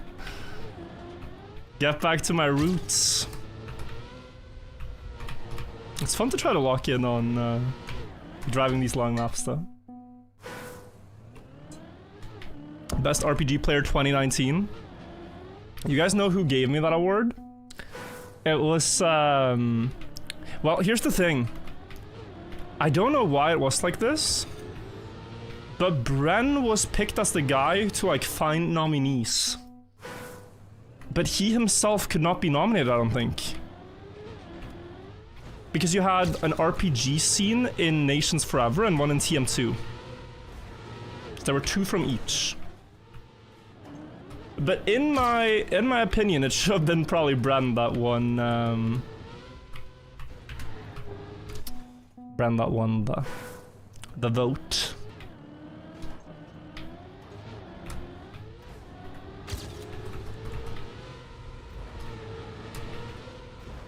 But we played different games. There are already 2 Norwegians in top 15. Are you even allowed? There's 3 per team. So, all good.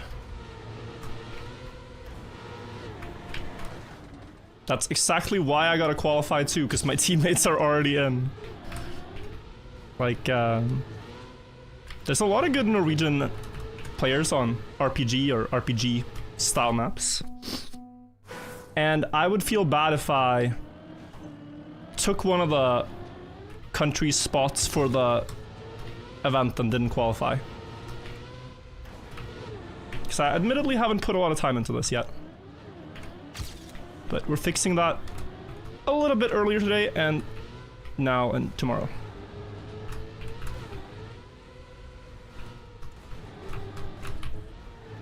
Ooh.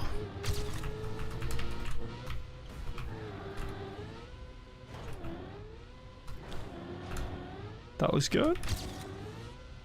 Bad line here.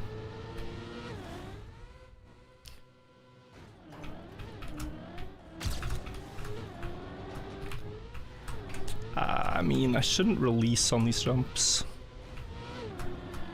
in an ideal run.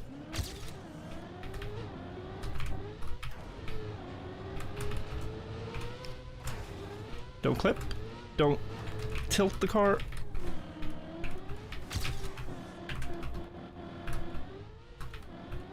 That works.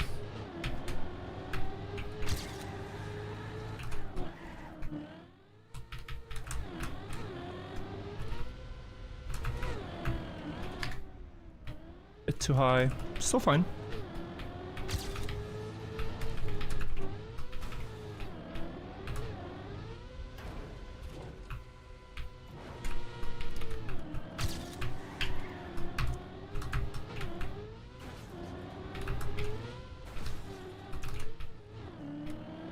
A bit bad.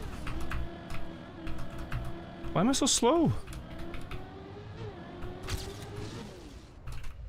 Oh, don't clip. That would cost a ton of speed.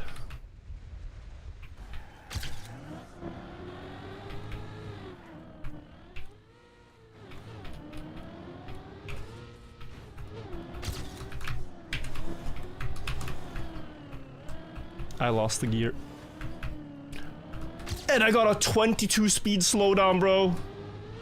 By landing bugging on the pipe, I think. Okay.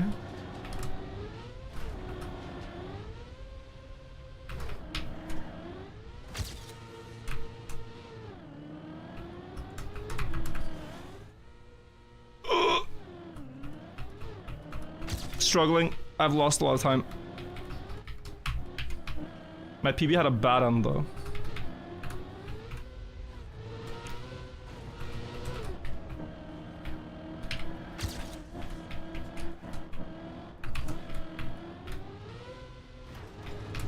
Nice, that's like a 302.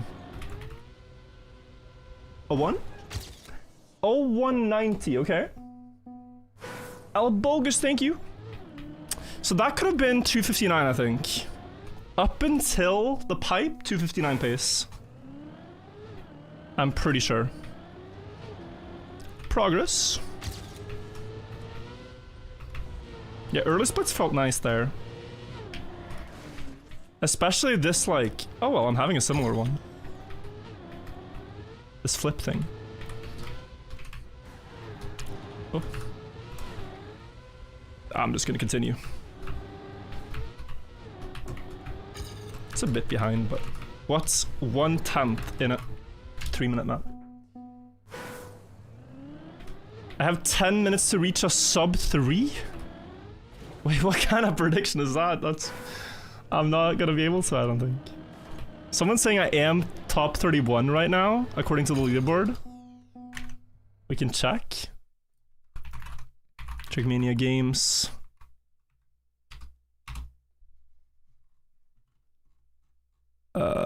What's the... Yeah, this one? RPG? Aha. So I am now 31st with a 703 total. But you see, most people have a sub 7. I think I want to get to like 658 high. Like my teammates, 658 high. Raceland 651. But I am 34th. Interesting. Is there 2 maps? There's actually 3, but only 2 count for qualification.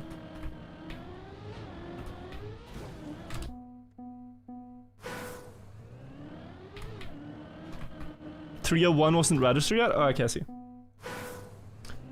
But anyway, we gotta improve. Wait, if I have that...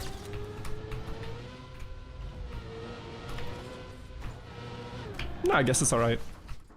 Oh. What's my favorite map of the 3? I felt map 1 was really, really cool. But, and map 3 I think I like the least. So I think it's actually 1, 2, 3. In Texas, yo people of the world in Texas back from the military, sleeping outside with without tent and warmth in minus 35 degrees Celsius. Oh my god.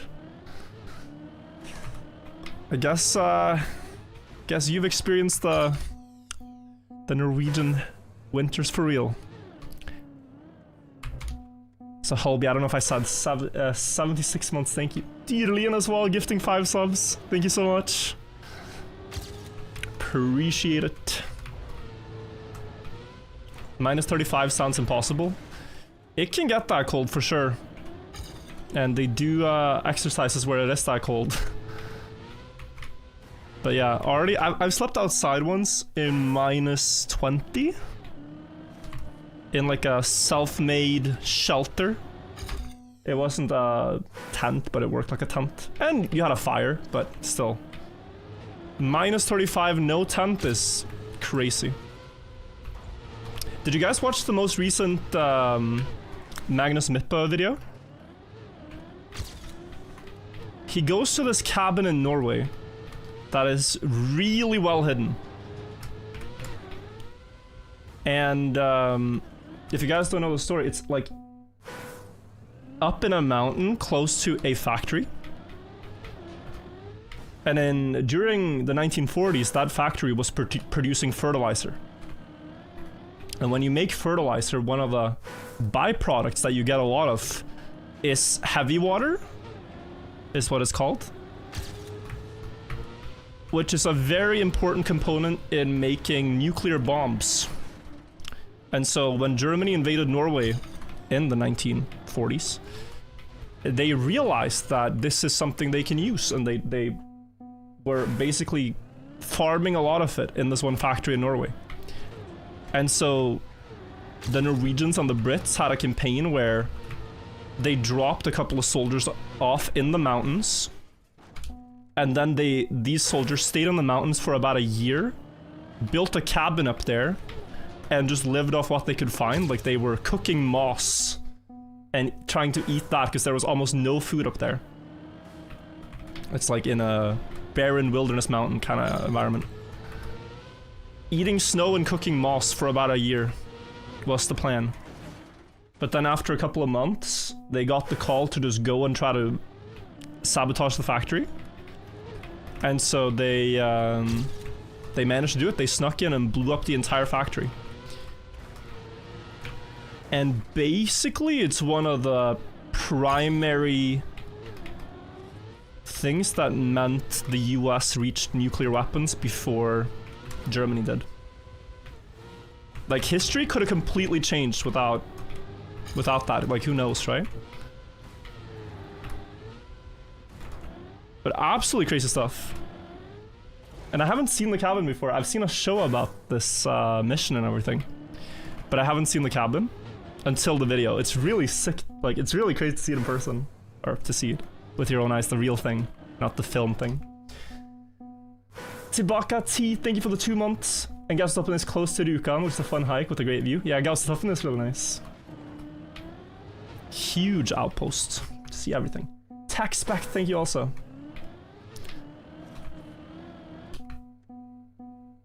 Heavy water not needed for the nuclear weapon, but can be used in a nuclear power plant. Ah, okay, so it's different than what I thought then. It's not, you don't need it to make the bomb, but you need it to to farm the nuclear power itself, I suppose.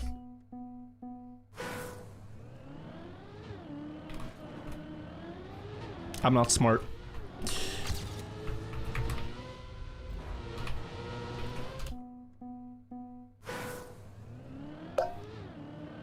Someone's watched Minus Myth, but yeah, we're talking about his recent video.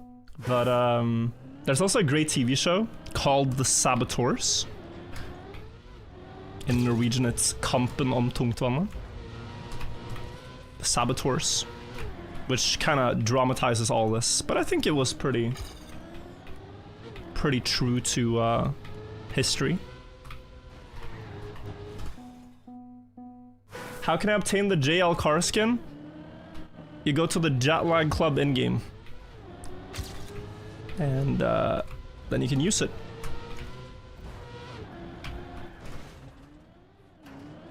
Okay, we got a good start. Guys, lock in.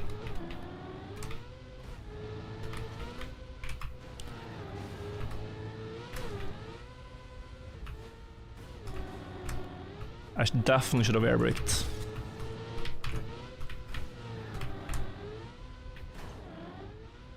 My lead is gone. It wasn't a big lead.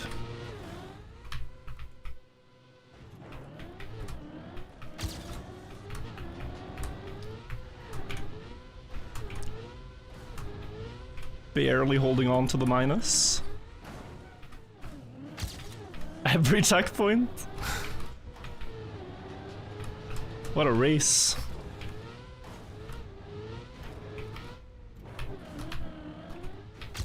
Oh my god. You'd think the splits are like bugged or something. But no, it's just that close. Alright, here we're gonna be red probably. That's a high jump.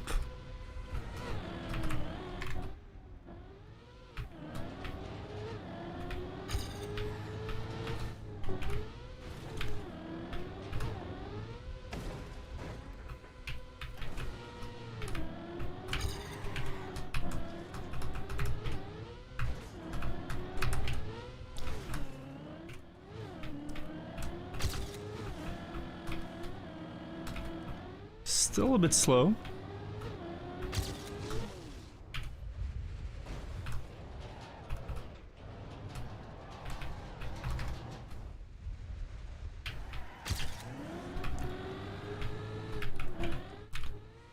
Nice.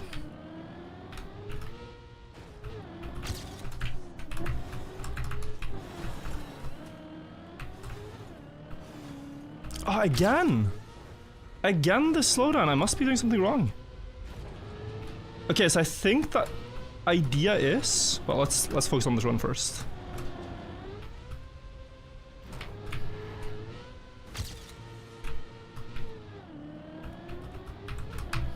Oh, no, I got too stuck thinking. Look.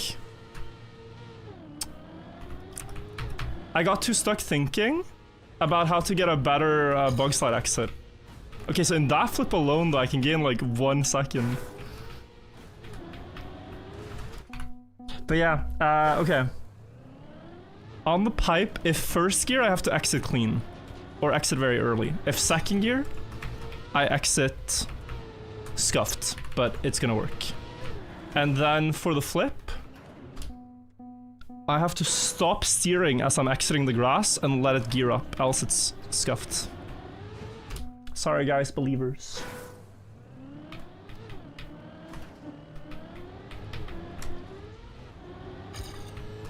It's very different driving a map like this than driving a short map, because you can really soft lock your brain. Like there I got a bad bug slide exit and the only thing I could think about was wait, couldn't I just have, what if I... And then the track moved too fast, and then suddenly I was crashing. And you don't have time for that. Whereas if you're playing like weekly shorts, okay, I mean, attempts are plentiful anyway. And maybe they are here too. It's not that bad, but If you're playing like a 7-8 minute RPG map, then you really cannot allow yourself to get distracted. If you want to do your best.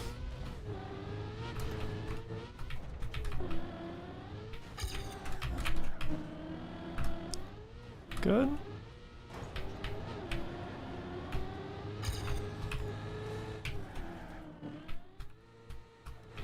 This might be low speed. Am I making it? Yeah.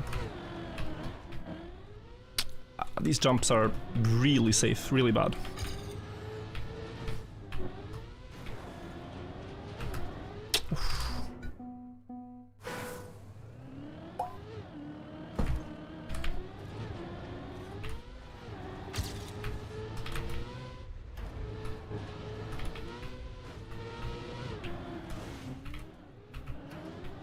Alright guys, almost. We're almost there.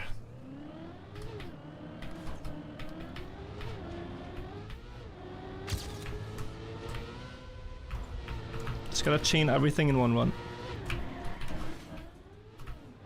I think, yeah, drifting a long time is good. Do you have any tips to get better at Trackmania? I haven't got club access, but I done okay on weekly shorts. Do you want to get better? It's just so vast. It's really, you gotta learn everything if you're just starting out, which is intimidating, but start with something you enjoy. Like if you enjoy weekly shorts, start there. Watch the videos of how pro players play the maps, for example, and what they talk about. See how you're doing things differently to gain or lose time.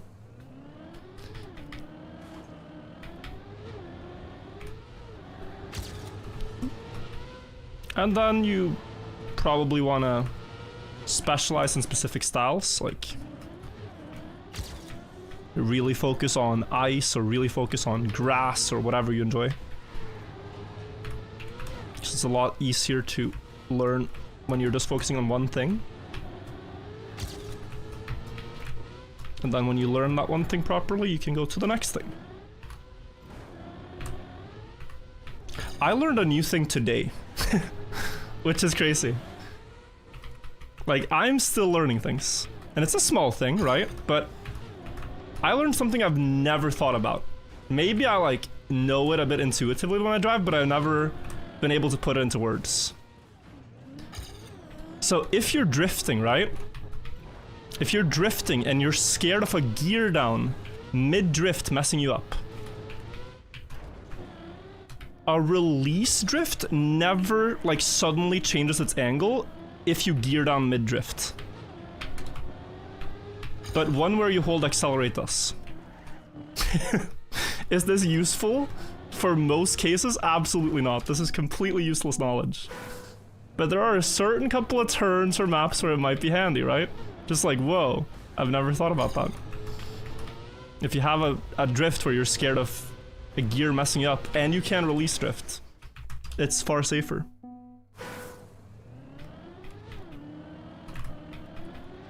Now, this is not something you need to know or think about. Don't memorize that. It doesn't matter. But you know, like, there's still depth to this game even after over 10 years of playing. And that should be part of the beauty of it. You will never run out of things to learn.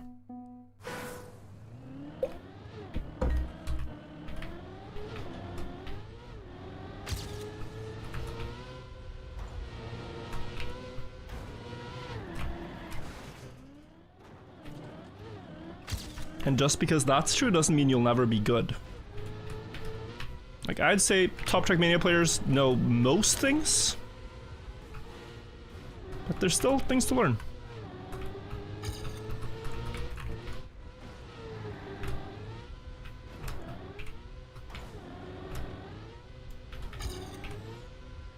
Okay. I'm really stupid. I'm wasting time. I'm wasting time by trying to be fancy. I want to gain... I think that release literally, if anything, gains like 500ths. And it's killed 3 attempts now? Like, I just gotta stop using it.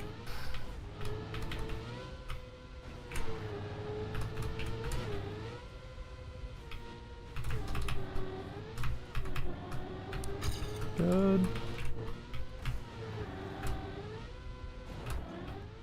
Uh-oh. Okay, it's fine. Okay, what if I full speed? Well, here I dumped too far, so here it was fine.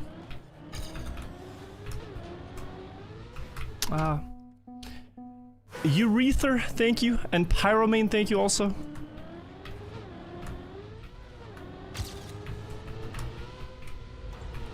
Ow. Virtual, could you make a Trackmania for beginners tutorial?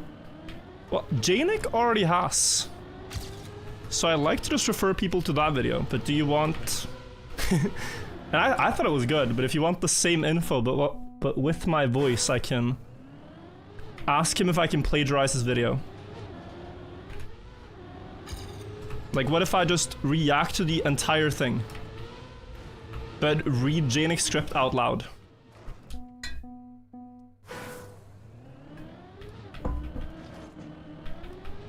Best friends plagiarize each other. If it's in the community's best interest.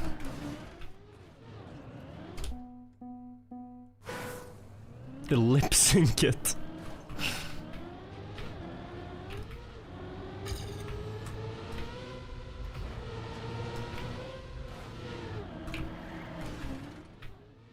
Ow. And then you make 1,000 shorts of it. Oh. The triple dip?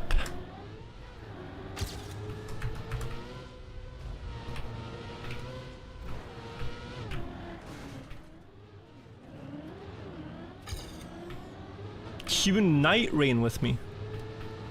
Do I look like someone that plays more than one game? I'm dedicated. What's Janik up to? He doesn't stream so much anymore on his main channel. But if you aren't aware, he made a Danish channel, and it's doing like amazing. Twitch in Denmark, Danish speaking, has kind of blown up. So he's playing all kinds of games, doing just chatting in Danish and stuff, and doing really well with that.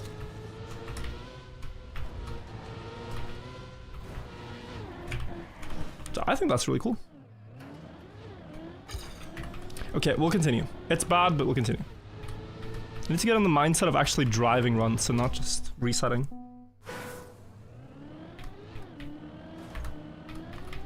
And I know I crashed just after I said that, but like I'm trying to continue runs even if they have some imperfections.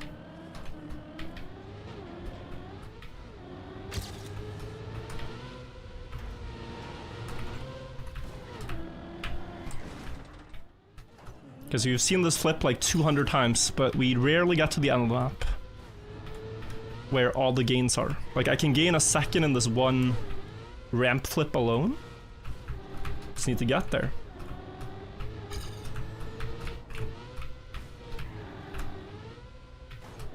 I think I shouldn't left input there for the nosedive.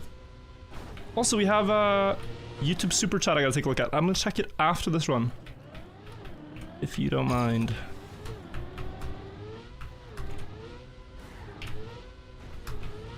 There.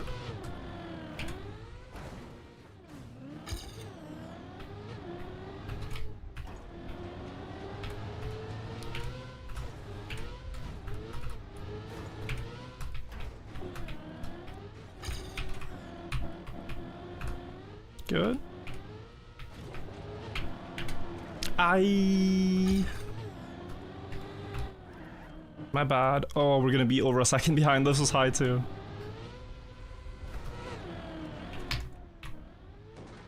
Okay. Just gonna practice now. Quick question, should I always use brake, drift to slow down, or sometimes releasing good? How do I know it? I'd say... yeah, you should use both. It depends on the situation. Like on a jump, like obviously airtime is release, but there's more places you'd want to release. For example, on this map, when you're doing this transition here, if I were to break into this, it would be very likely to drift. Whereas just releasing, I get slow and I can do the transition at full speed. I can show that next run. So It just depends. I think if you don't have a lot of space to slow down, then release is easier to use. Like here I'm gonna release instead of brake because I don't have a lot of space. But if you have a big slowdown to do, like you really have to stop the car, braking slows you down faster than releasing. Which should make sense, but yeah. So if you really gotta stop the car quickly as well, like big slowdown, brake has to be used. Okay, restart. Are you always supposed to release in the air? Never knew that? No. More just to say like, if you have to slow down in the air, you cannot brake. You can only release. But airtime can be perfectly fine full speed.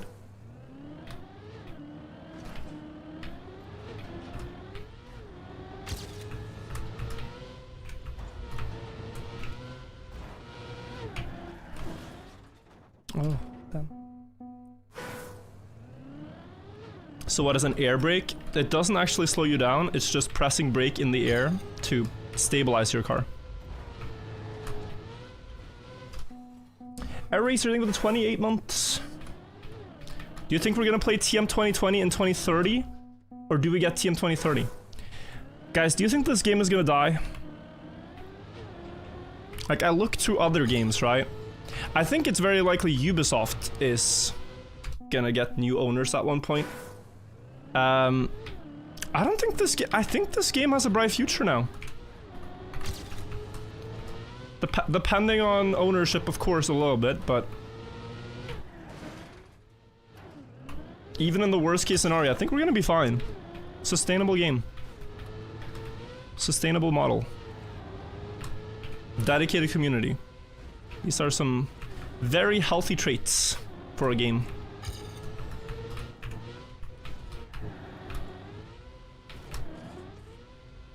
Rodent, thank you for the 2 months.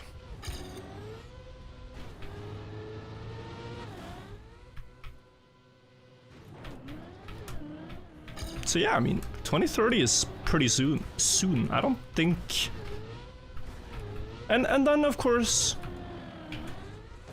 people have different definitions of like, man, that game is dead. People say that about League. League of Legends, which has millions of players, right?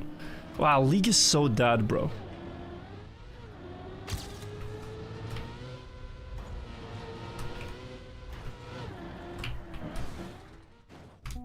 Of course, the people that are passionate about the game are always gonna play it.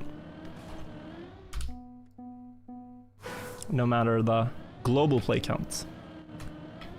But you can argue, like, do you think Trackmania is bigger in 2030 or smaller? Right? I'm gonna say bigger. It's hard to imagine what that looks like, but I'm gonna say bigger. More players than the now. Because I think that the concept is rather timeless. Like, it's not a concept that will ever feel dated. It's just a fun racing game, and cars are a thing, and humans like cars and like racing cars.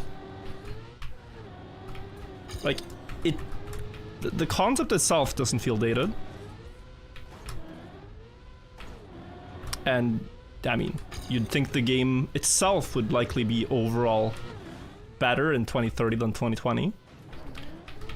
And there's likely a lot more things to do, because you've had 10 years of things being created. Maps, skins, campaigns, challenges, concepts, tournaments,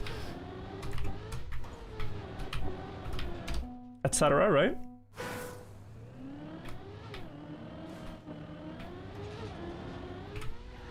And stories, maybe stories most of all.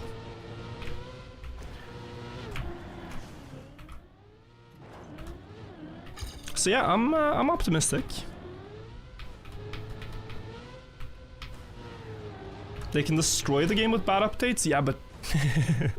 okay, so... I think that they are already quite happy with the game. I mean, like... Some people are like, man, we didn't get 90 new things in this update. We didn't get the ability to play Roblox within Trackmania. Terrible update. They like want the game to be able to do everything, you know? But that can be overwhelming as well, I think. Astro Fuffles, thank you for the 6 months.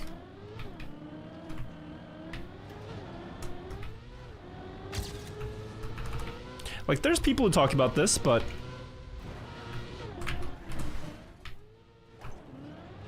oftentimes when you are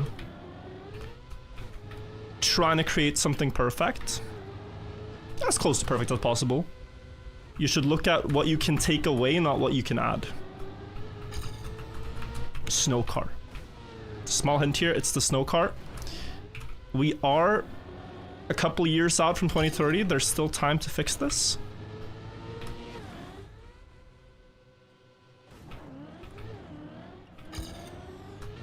Yeah, like someone said Minecraft, right?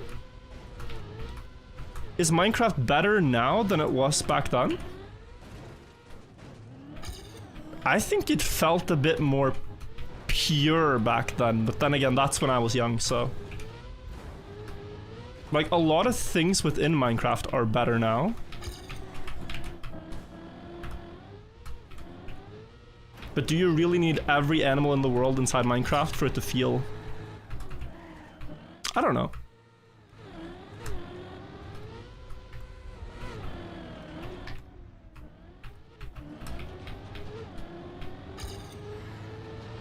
Or like too many blocks.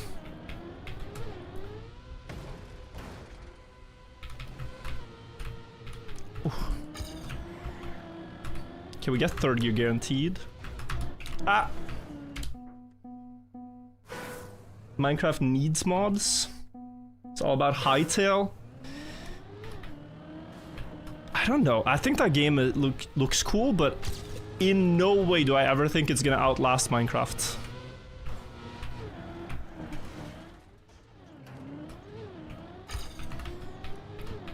Not sure if I said this out loud or if it's just a thought I had, but I think if I played Minecraft now, I'd feel some type of like decision paralysis in like, what block do I even build with? There are so many. Like if I'm gonna build a house or some structure or a pyramid. Well, a pyramid is easy because you have limestone, but what like there's way too many. IMO.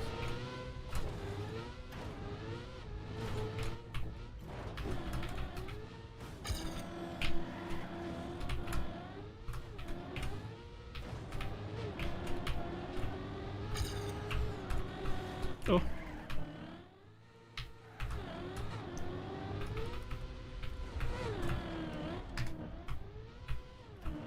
Good.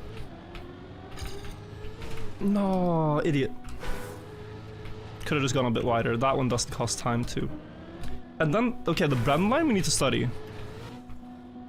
This is such an important trick to get. That into... Oh, Bren already had third, no?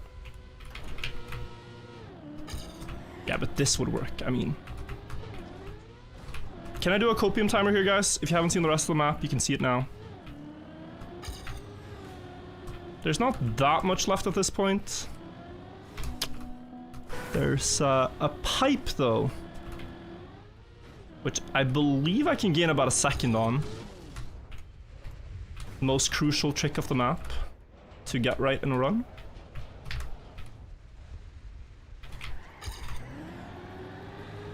Here. Oh, that's too much, yeah.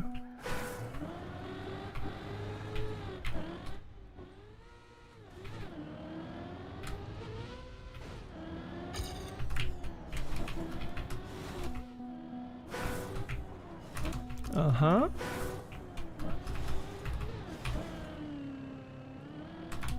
This is the pipe. I need to try to keep second gear as I'm at the top here.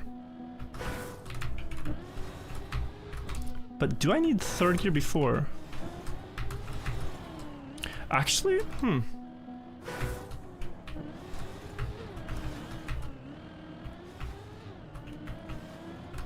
Like, already this is 20 more speed. I just want to see the comparison, right? How long does this advantage last? Is it already gone? Already gone, okay. Basically gone. And then, comparison here. Not sure my PP did it. Oh, look at the speed difference. You just stop steering the Vug slide. It's really satisfying. And I can gain close to a second, I think.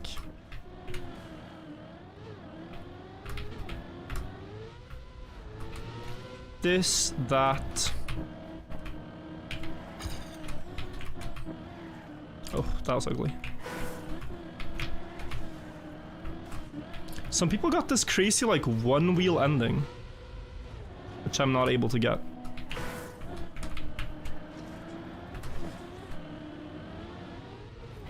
Like, their car stands on one wheel.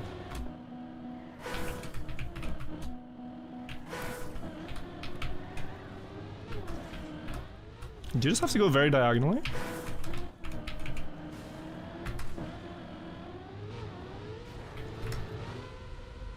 That looked pretty fast. Huh. Okay. Is the qualifier over? Still going on. It's basically just time attack for the next, I mean, 20 hours, give or take, a little bit less. And, top 32 advance. You just got gold on all black tracks, you're so happy? Congrats, that's really hard this time around. It's the hardest medals, except for the authors, on black tracks. Is it just top 32 on the leaderboard? Top 32 combined time across this leaderboard and one more. With a caveat that you can only have 3 players per country, so. Yeah, quite a lot of things, but the website, the Trackmania Games website, does it already. Have you participated in this comp before? I haven't. This is the first edition of Trackmania Games, so. It's exciting. I'm gonna continue. Point 2 I can make up.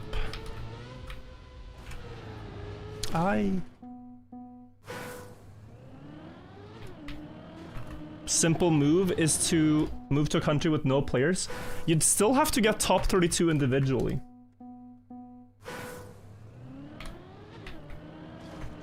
Like, it wouldn't help you as much.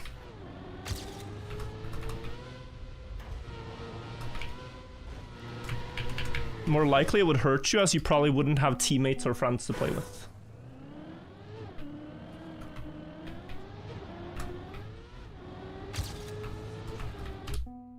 How do you say my brother in Norwegian? You just say bror. Bror or bror. Depends where in the country you're from.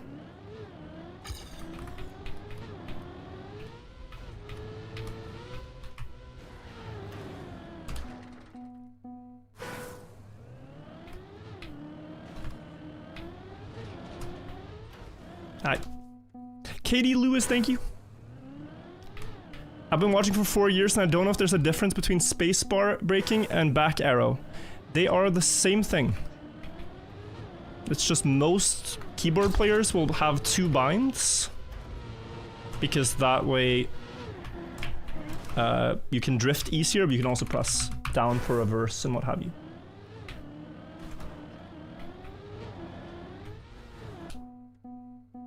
Sounds so Dutch. I've been on voice calls a lot of times with Dutch friends, and they say Norwegian sounds a lot like Dutch spoken in reverse. Men jeg vet ikke om det helt stemmer. Jeg syns at det høres ut som to helt forskjellige språk. I don't know what you guys think. They're very different.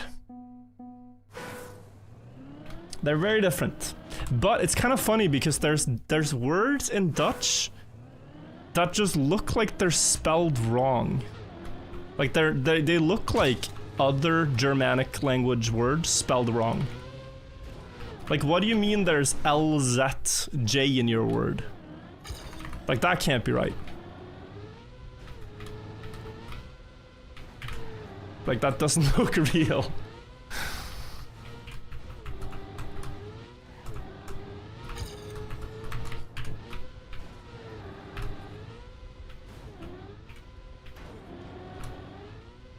That's the letters I see the most, where I'm just perplexed. Like, I see the use of K, I understand it. K, okay, it makes sense. But the amount of J's and Z's is crazy. 0.8 behind. Was my ghost that fast in the search? I think I was beating it earlier. Can we get the no airtime line? Loses about a tenth. This can't be fast enough. Oh. Yeah, okay. I mean, I can continue just for practice. Driving a full run.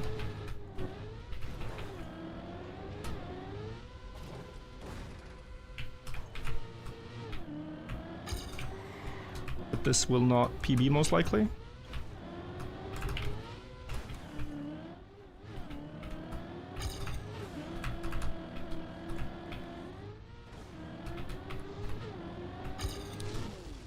Wow, 3 more speed here.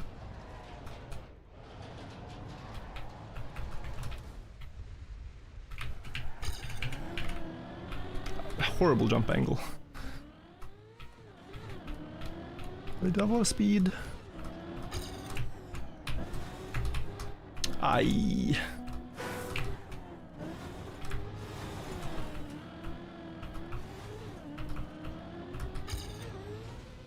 That. Nose down here, nose down here. Nose down diagonal.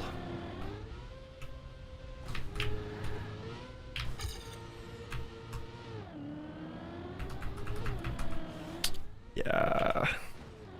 Too slow. Okay.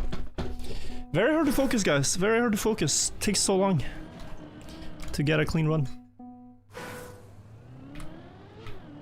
Hopefully I can get it before midnight. Rhodas Elf, thank you, and Mules, thank you as well. When does the cutoff happen? Tomorrow. Do I know the top 5 players? Of course. Very hard to get top 5 on a map like this without being known. Even top, like, it's rare on maps like this that you don't recognize players if they're in top 20. Typically you have a lot of familiar names because of the universal skill set needed to get there.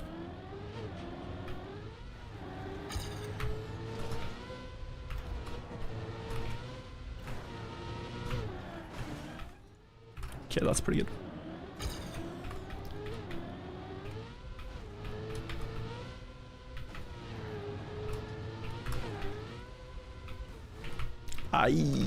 Okay, can you go again?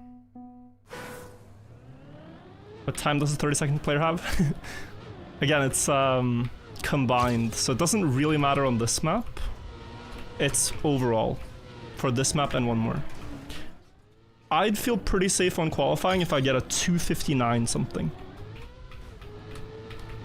And the run we're playing against has a pretty good start, but drops off close to the end. So I'm not too concerned if the first splits are red.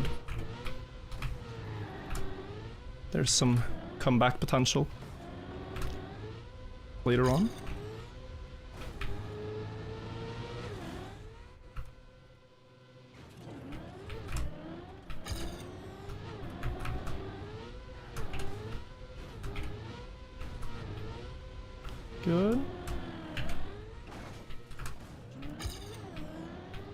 Better than most starts.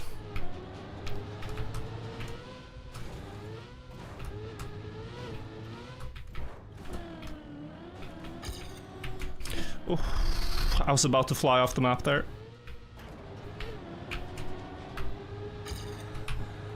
Not too low. Good, I think.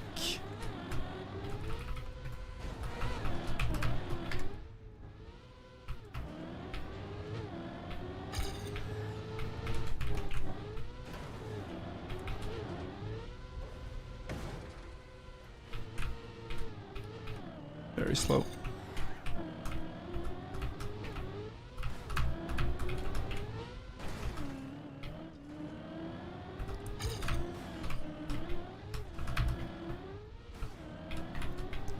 Closing in.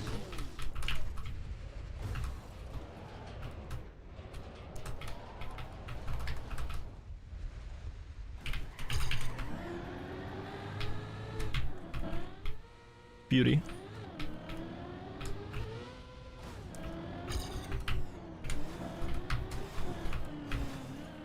I was always on the outside. I was trying to get like gently over back on the inside without jumping, but I couldn't do it. I mistimed my input. But yeah, this is partially where a lot of gains are, and the rest are in the end. Like that was half a second there.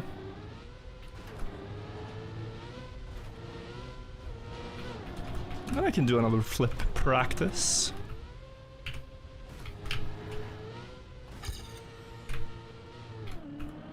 That was slow.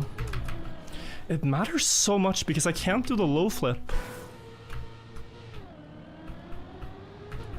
Yeah, you cancel early to get the low flip.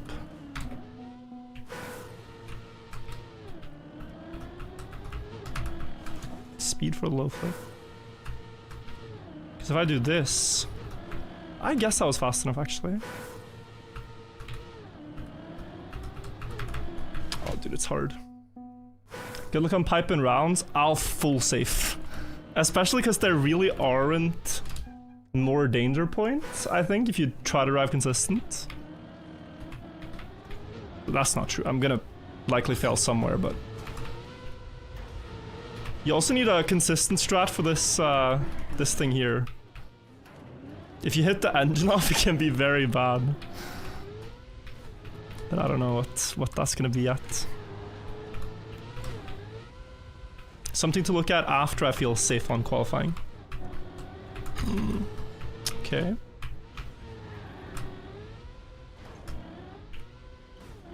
I'm not getting the nosedives. 0.5 quite a lot. We need Skundir virtual rematch. Yeah, things have happened in the last couple of years, Vonix. I don't know if I can keep up with Skundir anymore, but that would be hype. He is certainly the favorite now.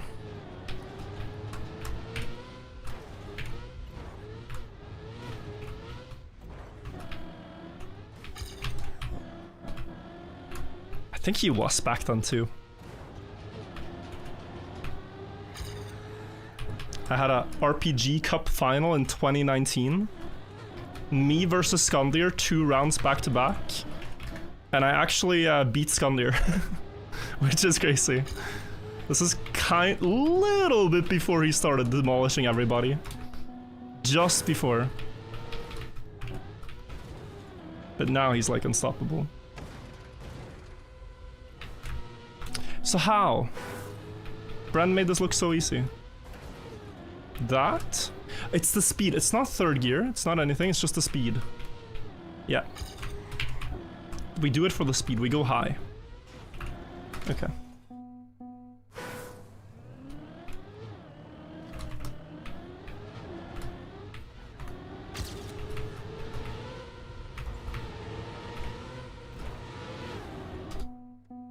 How long is Qualifier? It's just time attack until tomorrow. Didn't you have 10-second penalty in the second round? Yeah, I basically thought I'd lost in the first round because I made a huge mistake. But then Skandir failed too, and then it became incredibly close.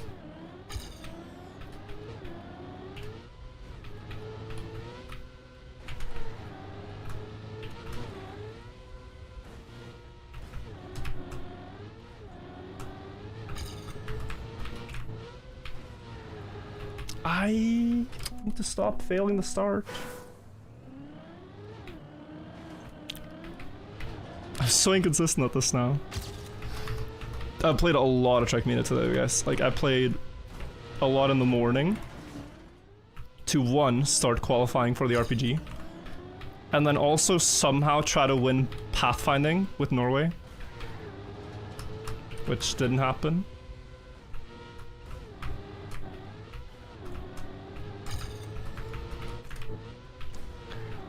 And now we're doing this.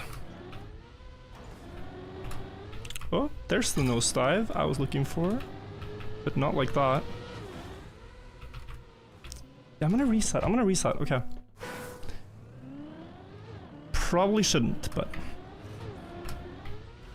I can do fast starts.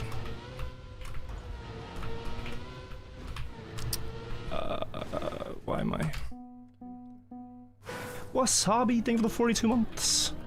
Have we talked about Dami Lee's pyramid video? Yeah, briefly. I'm curious to hear History for Granite's take on that. Personally, I thought it looked interesting. Like, really, really interesting. Because they don't see proof of an external spiral ramp. That's basically refuted. Internal ramp is not refuted, but it's unlikely, because after all the muon tomography scans they've done, it doesn't show up.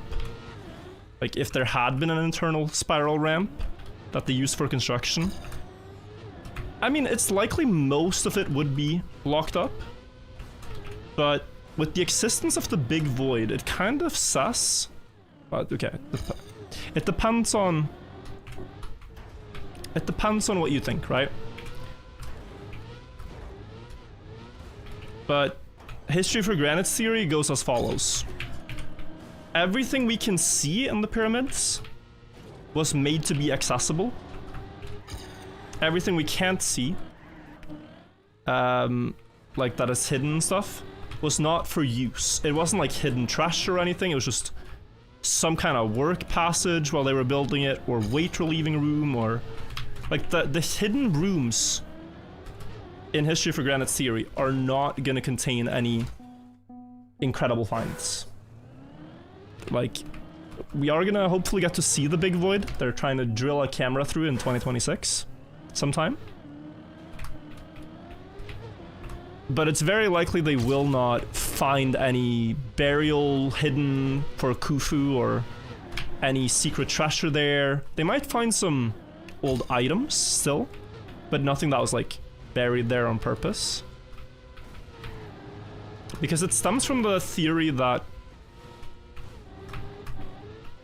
until Khufu, at least before Khufu, but perhaps also after Khufu, the pyramids themselves were not final resting tombs, but maybe something closer to what we call a church now. Definitely related to burials, and definitely related to the pharaoh, and like all the Egyptian royals are buried next to the pharaohs, for example, and Khufu's mother and all the relatives, so like, yeah. It's definitely related to burial and Egyptians and their beliefs of the afterlife, but that doesn't mean that the king himself had to get buried there. And that the way they did it is pyramid complete, pharaoh buried forever, GG, never opening or going into the pyramid again.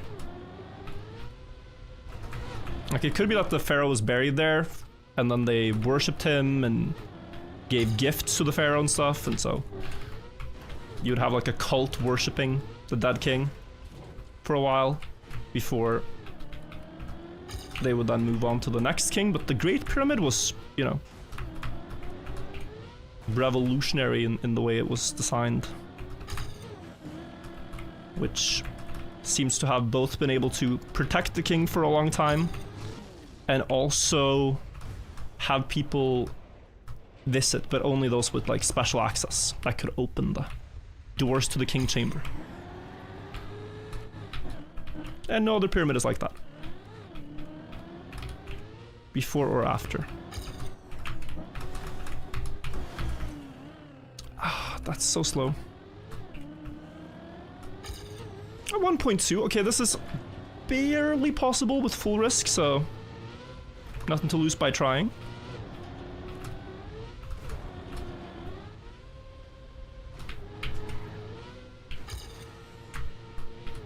I think that checkman hit might have helped. Nah, what's low. You try this map, 332 copium after 118 respawns. Yeah, I have no idea how the top guys do it, bro. My copium timers are not even close to 256. So, there's levels to this.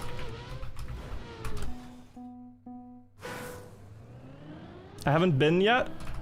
August 2027, there will be a massive eclipse in Egypt. Oh, that's kind of fascinating. Maybe a good time to go. I haven't been there yet. I'm really looking forward to it though. To visiting. Trying to make a trip in later on in the year. You prefer this type of RPG or Nations RPG? Honestly, this type. I'd say this type, but in Nations. Not because it's better, just for the memories.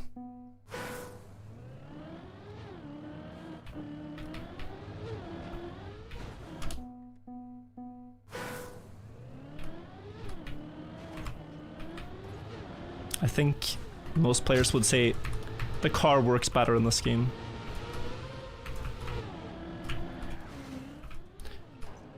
There's people now in Trackmania Nations who have basically compiled all of the source code of the game to the point where they can recreate the physics very accurately. And so they're doing tests like trying to figure out how landing bugs actually happen and how Uber bugs actually work. Like what goes wrong in the game for Uber bugs to happen. Which is very fascinating. If we ever get to know.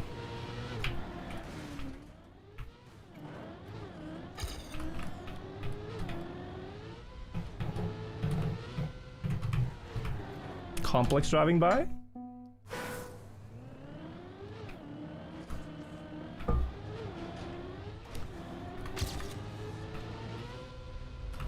Nadeo hasn't already done that?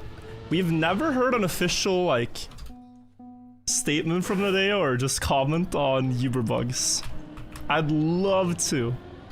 I haven't met Hylas in person yet, but if I get to meet Hylas, the first thing I would show him is A12 and ask him, what did you think the first time you saw this in your game?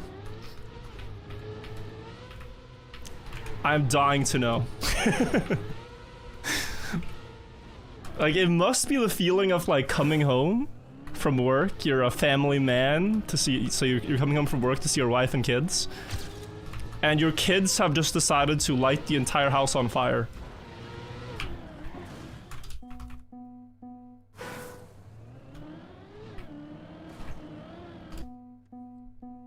I can only imagine they didn't know how to fix it. Well, didn't know how to fix it, yes, without probably breaking other things in the game. And especially with how niche it's used, it's like, why not have a bit of magic?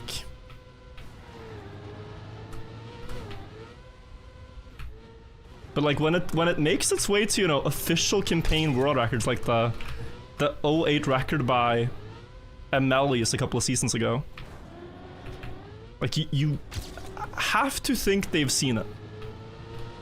If they didn't see it back then because they weren't paying attention to Nations in 2013, at least they would have seen it now. Nadeo know what a Uber bug is, but we haven't heard them talk about it. I'd just be curious to, like, hear some stories or get their thoughts or...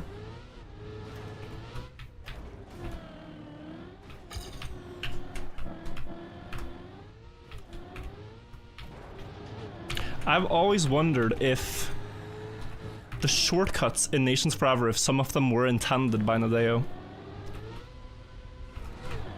But then recently I found an interview Alinoa did for some magazine where she talks about one of the most difficult things of making the campaign tracks was preventing all the shortcuts. And so she got a lot of help from people in the beta test of the game to do that. Meaning they're not intended. Which was a cool thing to find out. So unnecessary to fail here. Who's Nadeo? The company that made Trackmania. It's like talking about Epic if you're talking about Fortnite. A12 intended? No way.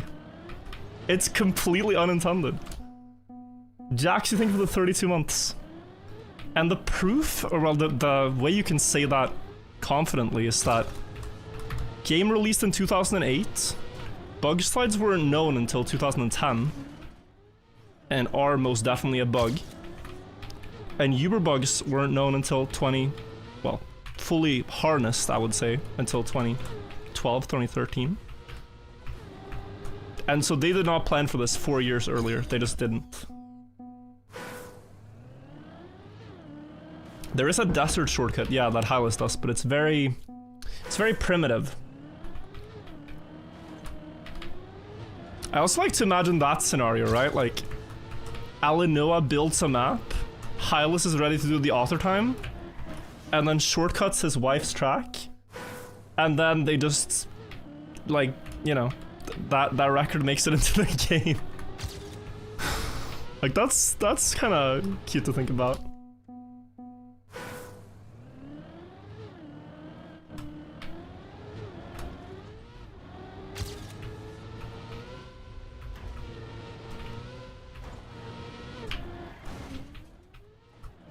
So guys, we gotta lock in. I didn't know his wife mapped. Yeah, Alinoa, Hylas' wife, built, I don't know if it's all, but a lot of the maps. And Hylas did the author times.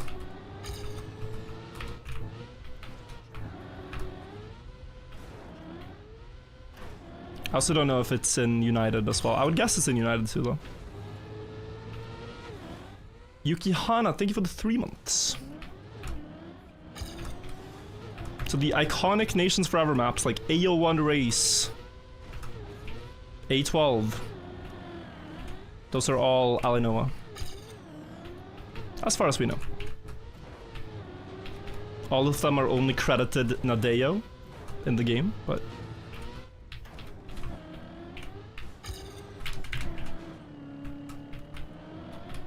not bad.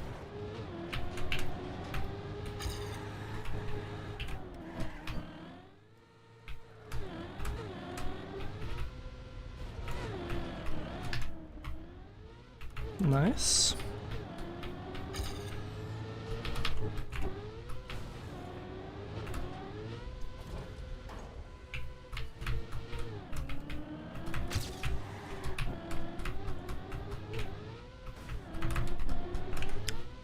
Oh.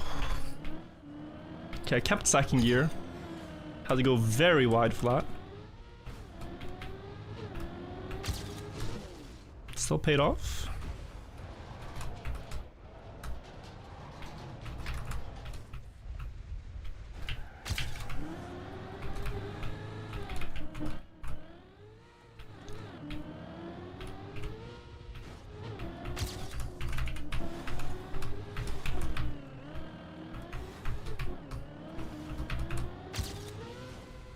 It works. Not perfect, but it works. We have blue splits, ladies and gentlemen. Blue. Okay. Ah. Yeah, I figured. Low speed there.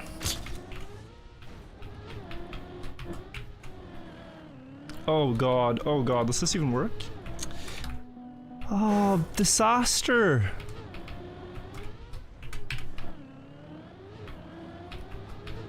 Disaster. How much can I gain at the very last checkpoint? Was it 0.2?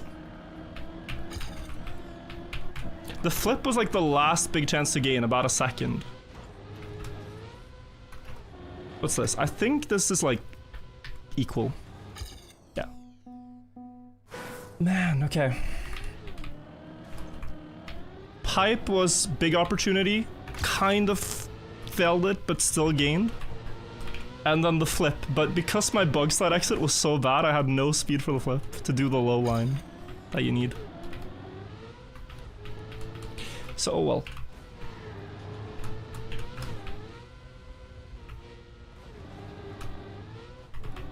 Still pretty good.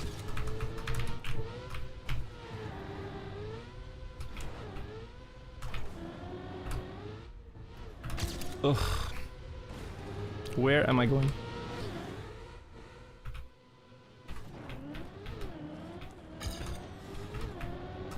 The starts are very often red, and I do feel like they can be blue.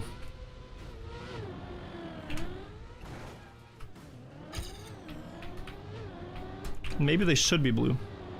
Maybe a good split there is like 53-0. And I'm just driving too safe.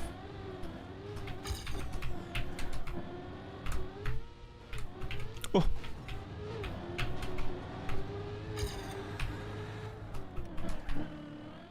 That's too low. Gonna clip here. Oh. Lucky.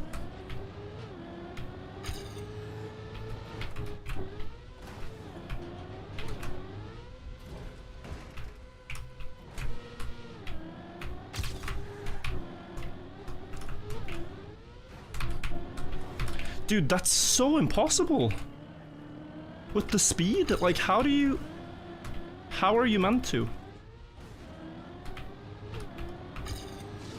It looks like a basic turn, but I feel like I'm suffocated for space. Okay, I'm gonna risk the pipe here to get that quality of run that I want.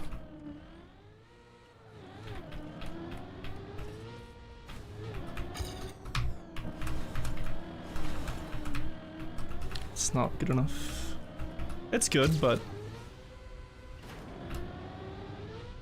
I think this run overall can't be my final attempt on the map. But let's lock in.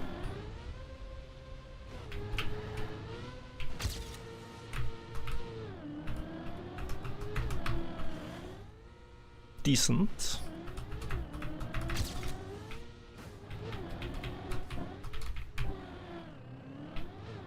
Full stop there is not good.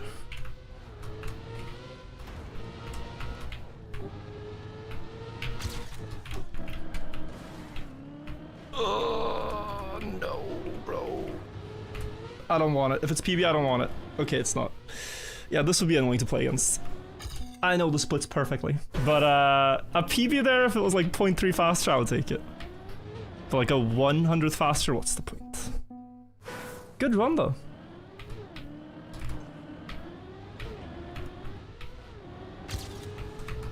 Good run. Let's back to back now. Runs that both went pretty far and pretty fast. So I'm in a good flow.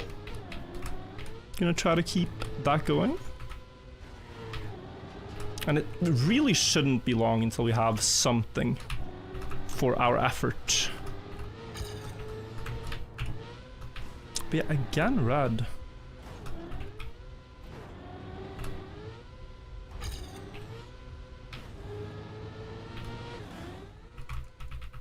If I could be better at the start, that would be great.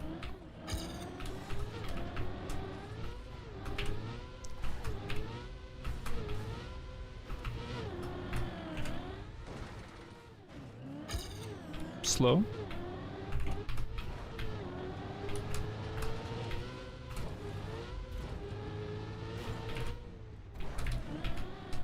No. Close call. Okay. Quite high.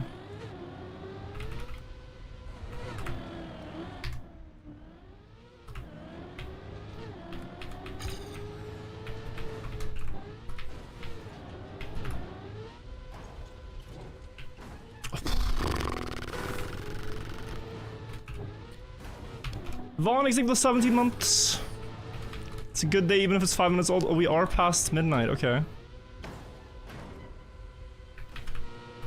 Damn, I wanted to get this before midnight.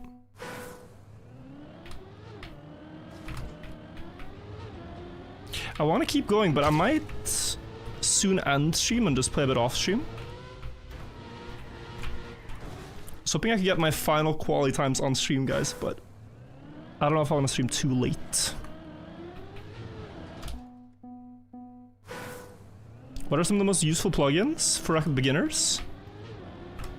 I think dashboard is pretty handy, speedometer, speed splits, checkpoint counter, well that's in-game now, ghost plus. What else? Medals window.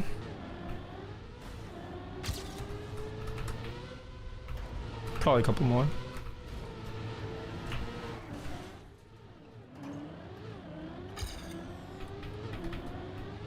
Copium timer is nice too, yeah.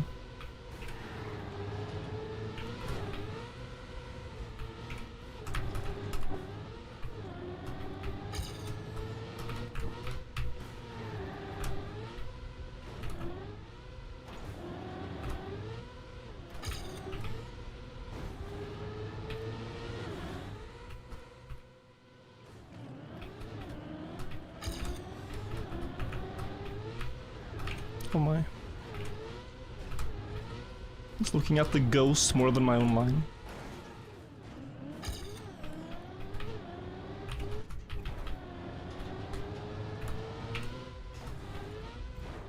Nope.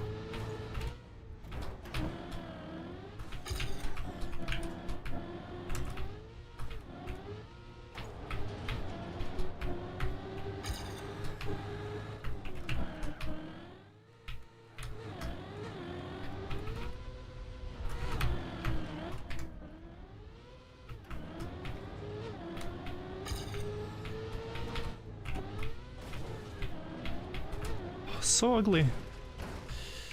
Unfortunately.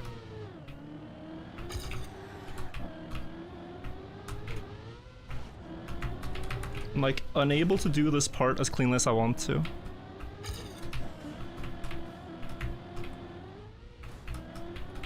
Luckily gaining a bit back though. But yeah, I think I can have runs that in an ideal run are just like 149.5 here or so. And that would make my job a lot easier into the ending.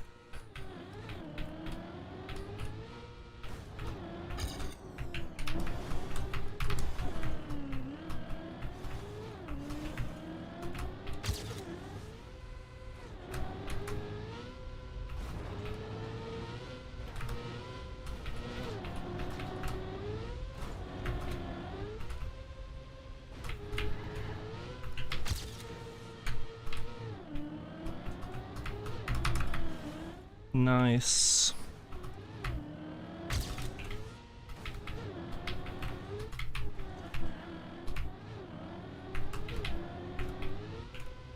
Good.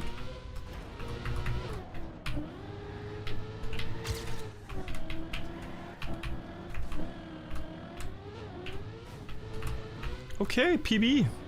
300 something. 30070. Okay. We shave a second. I'm not sure that's enough still, guys, but we have more time. Just I might have to put that time in tomorrow.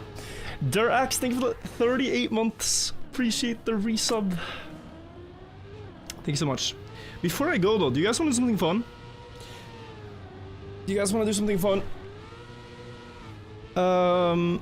We can look at the winter campaign record so far.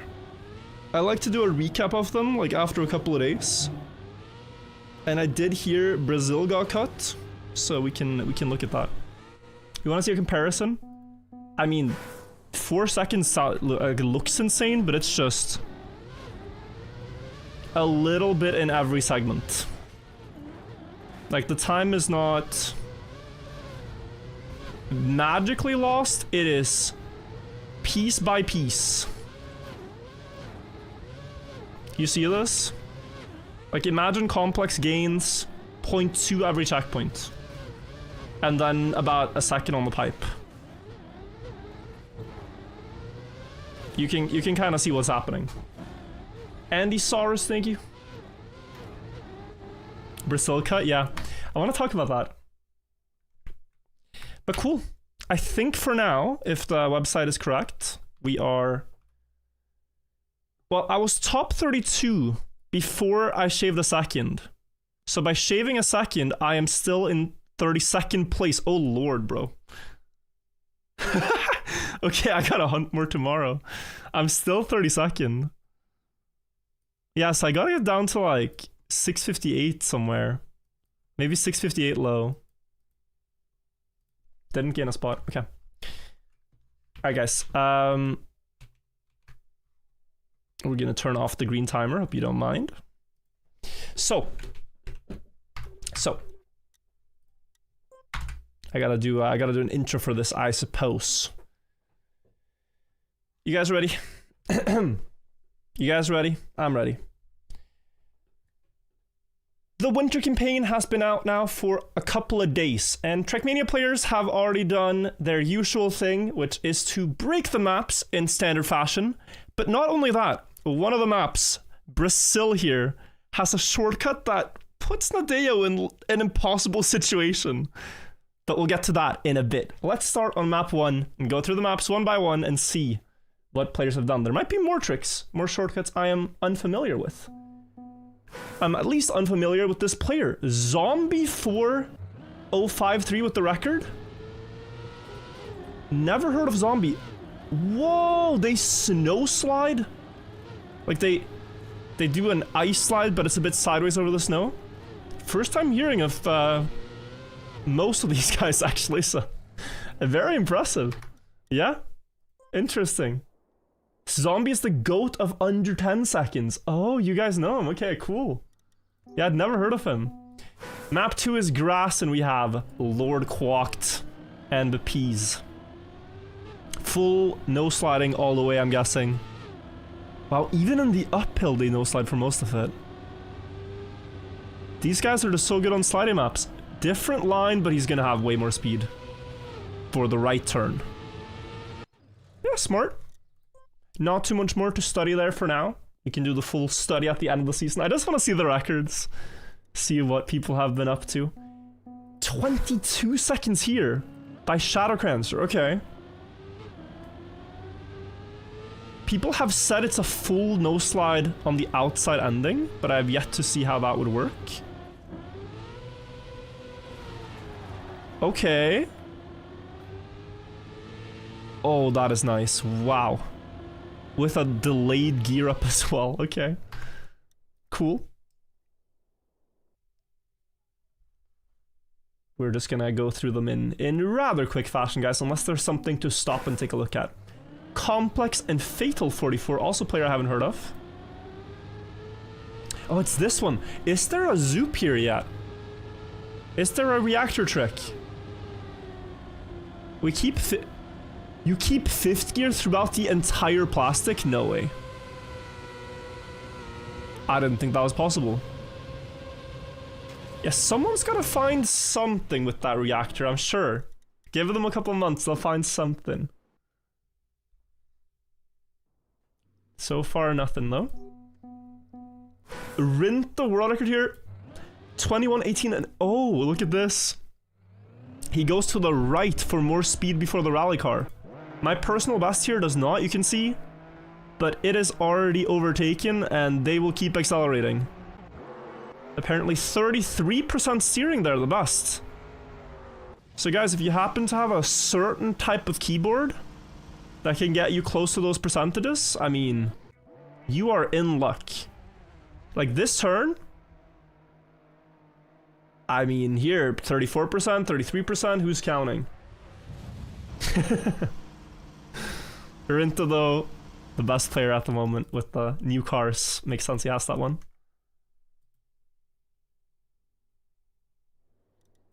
'06, Crude with the world record and Trax TM. Also, player, I mean I might have heard of Trax, but I haven't seen him on the leaderboards. They don't do outside. Kind of just sharper uphill and no slide after. Oh my god, it's like they're gliding, bro. 300 speed. Crude's last landing was a little crude. It was a little bad. But this is hot. They're still fully accelerating, but it's like the least amount of slowdown you can do while keeping full grip. Why does he not just insta air brake? If you're that fast. Maybe just panicking. But once you're here, a fast run will always clear, so you should always insta air brake, right? Anyway, cool run. We're probably gonna see insta air brake world record, my prediction. Lost couple hundreds, yeah. Alright, 07, Hobbit, and Darkest Sentinel. This is just tech. Actually, they're not as far ahead as I thought they'd be. Wide setup. Do they touch the grass here? No, it's perfectly dodging everything. Whoa. Strange air brake here too, I think. I'm sorry for being such a critic, but I don't like this air brake. But okay. Nice run. I'd say it lost a few thousandths in my back seat here. Co-Pro world record on 08. I believe it is. They kept 4th gear for a very long time. Sharp uphill. These uphills have not gone the way Nadeo wanted them to. People are just not driving the outside ever. I think I drove outside in my entire Discovery and all my runs in Ranked as well. But like, look at this. Inside here, typically you'd go out to the green, right? On the other side, but no. No outside. Swedish record, you gonna do anything about it, Virtual? I mean, I'll leave it to Solivagans and Lord Quacked. They tend to beat Co-Pro. Maybe this is his season though. I cannot beat that time with ease. It would take a while. And more time than I'd want to spend on it. This map, guys, look at this. Like, this has a really big gap. And I think it's because there's a strat. Right to the left here, you, instead of going over the penalty, you get a bump, a tiny one. But this means you're not driving on the grass. You're wobbling over it with a lot of speed. My personal best already did something to this effect, but way slower. So if you want to get a huge PB on this map, go for that bump, because now they're just faster. They're also likely going to do the diagonal loop line. You steer sharply left as soon as you're going down to avoid sliding. How's that? Oh, Redson hesitated. Complex world record by 600ths. Kind of RNG? No, I believe it. I believe it. It doesn't seem very consistent. But it's fast. 3986 by a player again I've never heard of. Who is Benita Borbonus B? No, but actually, is this a rename?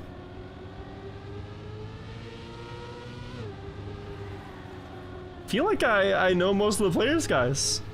And the others are really well known. Crazy setup, but okay, he is behind.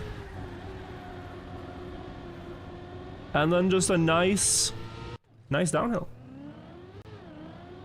Benita B or Bonus B? TM2 tech player, McPlayer?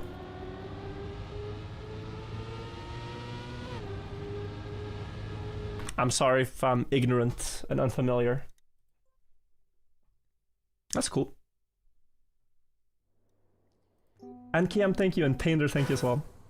Ice map, Genru with the world record. Flawlessly. Driving with the Lagoon car, I believe that is. Yeah, they speed slide the start.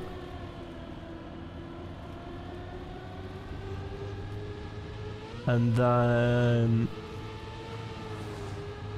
Oh, they're so sideways, wow. Cute! Very cute. Not bad for a few days in. Very cool.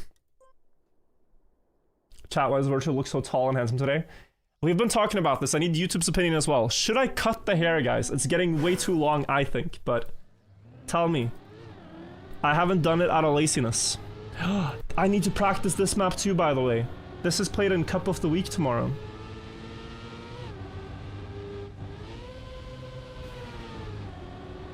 Oh my, the speed. First ever Cup of the Week happening on this, guys. Tomorrow at 5 PM. Whew. Complex is a gamer. How did he have time to drive all these? How did he have time? It's a bit of a 14-year-old's haircut. It's not the broccoli. I'm not going for the broccoli. But, oh,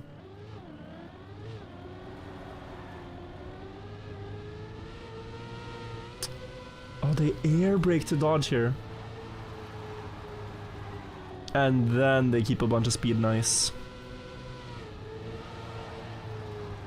Complex is on house arrest. Oh, but I mean, he's driving Trackmania game stuff too. He's just everywhere.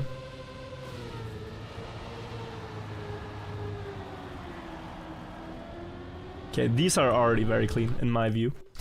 I cannot see many flaws there. 14.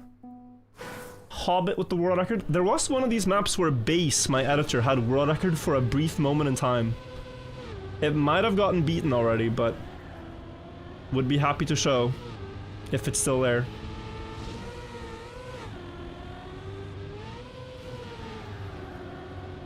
Oh, cute as well. Very cute. Just to dodge grass.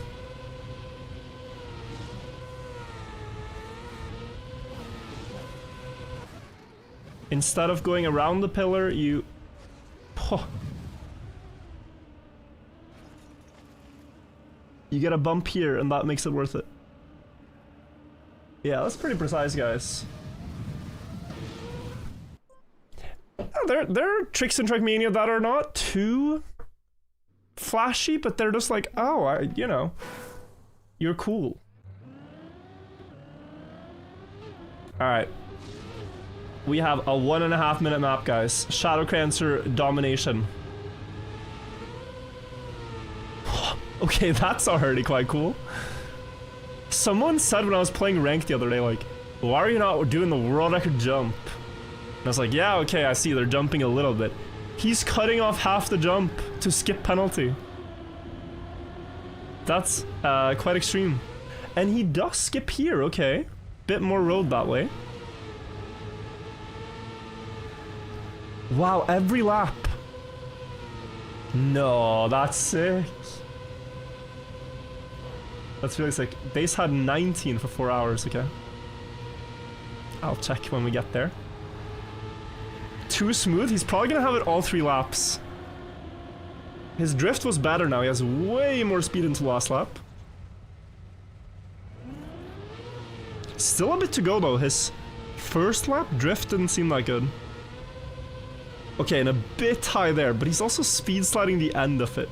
Ooh. Jesus. Okay, there's a lot of good things in this run.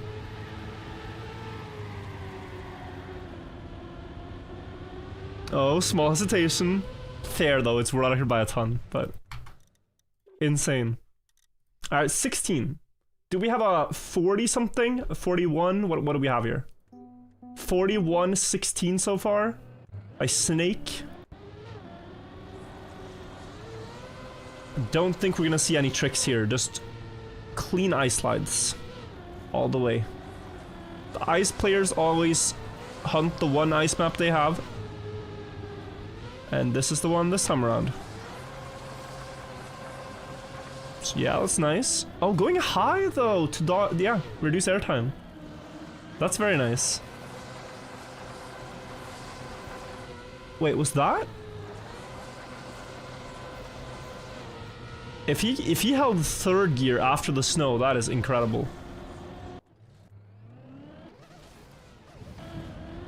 Oh my, you can keep third here? Okay, that's sick. That makes this map so much harder to hunt, because you need that gear. That's crazy. You already put 1 hour and 16 no author time? Yeah, people are talking about 16 on Reddit as the hard one to get this time out of the first ones. Piranha and Philosophical. Small little bump there too to dodge grass, I think we saw.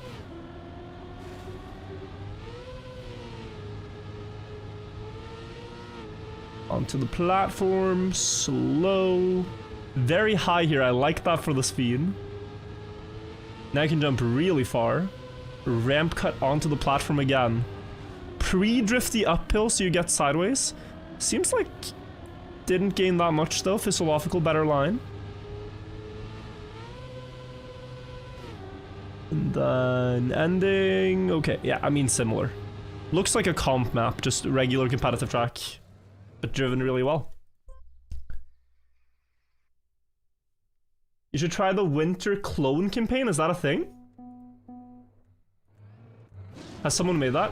I'm gonna try like a lot of these things after Trackmania games is over, I think. Lufok with the world record. What are you qualifying for? Trackmania games on Sunday. Sunday at 7, there's a big race. It's really cool. Wait, I gotta check it out then. That was some nice penalty dodging too. Didn't see that line. And they jump really high, but just low enough to land still. Someone had a crazy shortcut idea here on Reddit. It hasn't been done yet, but the idea was to bug slide on the edge of the mountain and get to the red booster sooner, which actually seems like it could gain.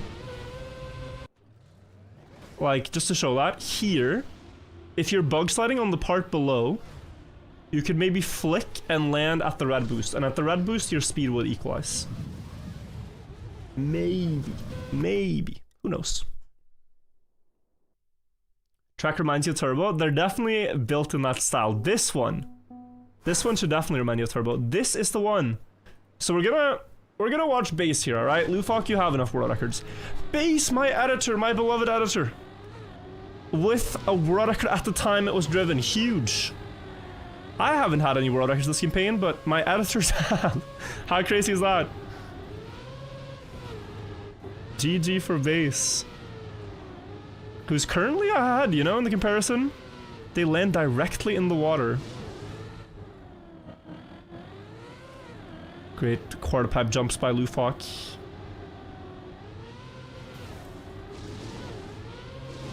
Setting up max wide and going max low. Really well built map, like the mountains are just out of the way and they bug slide the finish. I didn't expect that. But yeah, you land close enough. Nice. That's actually really cool. Lufok's one was just better because he could jump closer to the mountain. Okay. I gotta hunt this map, guys. When I get around to hunting the campaign, I'm looking forward to that one. Map 20, the last of the normal maps. This one was a 4-lapper. Propanoia with a huge world record margin, as maybe expected in 4 laps. I'm predicting the nose stand strat. There might be something else as well. But definitely we're gonna roof it here and try to stand on the nose for a long time. Oh my god, already skipped a bunch of penalty. This seems to really be the theme of the campaign, right? Penalty grass skip simulator. There are so many off-road surfaces, and that's really where at the top level you make the biggest difference. Like, sure, this drift matters, and the way you drive the quarter pipes matters, but the amount of time gain if you bump a bit better across the grass here is extremely powerful. So I feel like I'm repeating myself, but we see a lot of the same themes. That looked a bit slower. Bad gear change. So we are probably gonna see this improved throughout the season.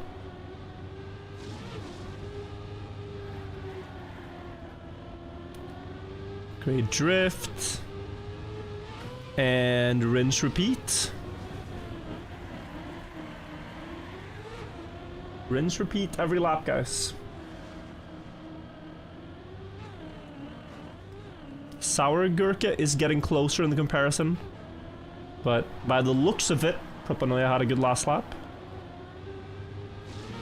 I'm surprised they don't set up even wider for the drift. Like, you could get a bit more speed down the hill. Maybe it's too much to the point where that trick doesn't work the same way.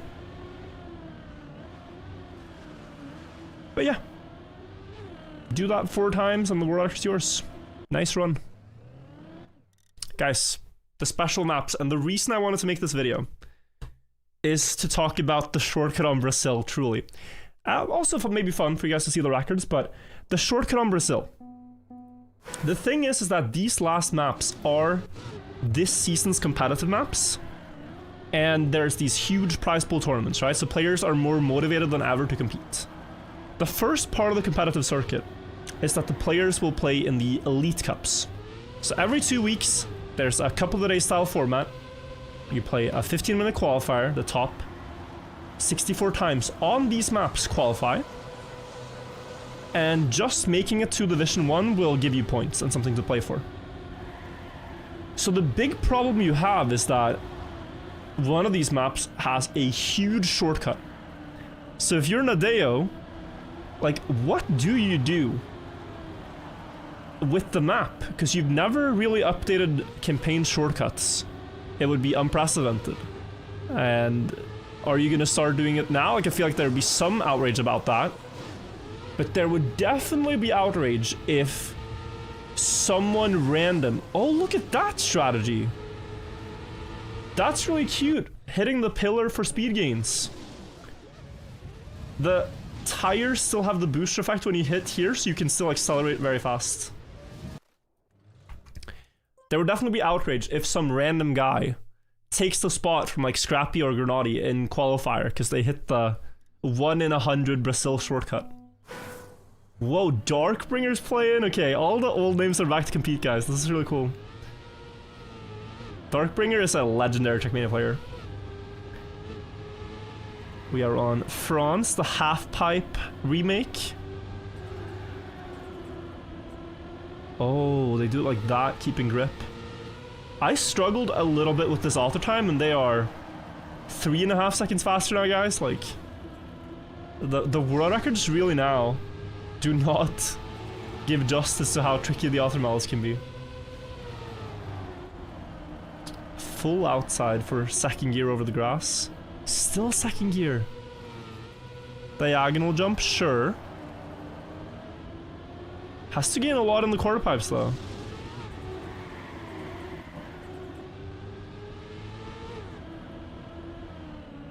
Second gear kept again.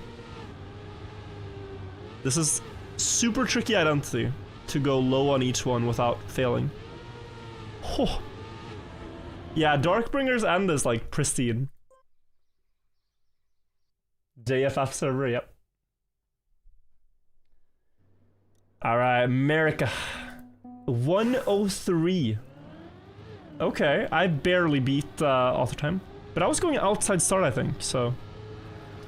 Again, something you can do if you are going for this auto time. Do inside dirt lines, it's apparently much better with these blocks.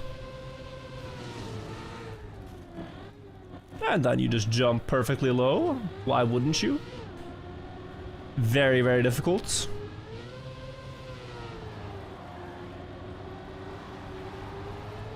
Makes sense they do this line, lots of speed. They release to dodge. Oh, and I like that line. Release to dodge 5th gear into nose down, so it starts an auto drift for you. Wallbang. The police is not gonna be happy about this. Wallbang on purpose on a competitive map. I've seen this get punished before, guys. Players have gotten written warnings from the devs by intentional wallbangs. Like, this is quite criminal in Trackmania esports. They don't like the wallbangs. I think they're cool, but the snipe at the end, yeah, Letzer, unfortunately, clipped the end, failed. Also, you should know though, the records we're seeing here publicly, like, there might be players that have campaign world records offline but choose not to drive them publicly because it matters so much to keep your strategies as much as you can secret. That could be a thing. Brazil. Here we are. Even Kosas, I think you were in chat on the leaderboard. Guys, this is the problem track. I'm very curious what Nadeo are gonna do, because it's probably gonna set a precedent for what should be done in these situations. But we have this track, right? And there's huge gaps in the leaderboard, and the reason is over here. Not this turn, the next turn. So here's what happens. You get a bunch of speed. And then with this speed, you set up wide. Sinks is going normal way. Zentrian and Kosas are jumping, bouncing through the triangle, and landing back on the track afterwards.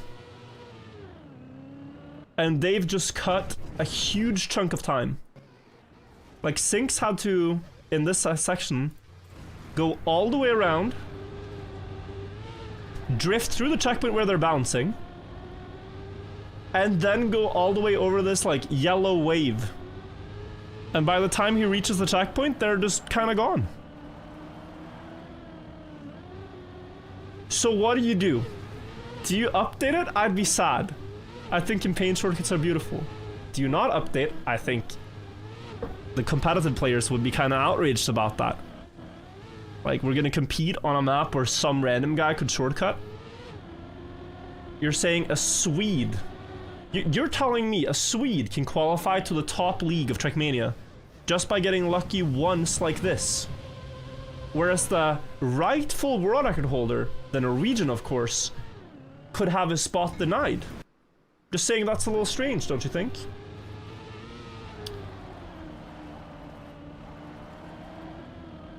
They could just say shortcuts not allowed, right? And that would probably be the best. But then the question is, how do you actually enforce it in quali? You'd have to manually look through all the records, or have them compete on a different map. Different map file. Who knows? If you have a clever solution for Nadeo, write it out, maybe they'll see it. The last map of the campaign is Greece, with Shadowcrancer with the world record.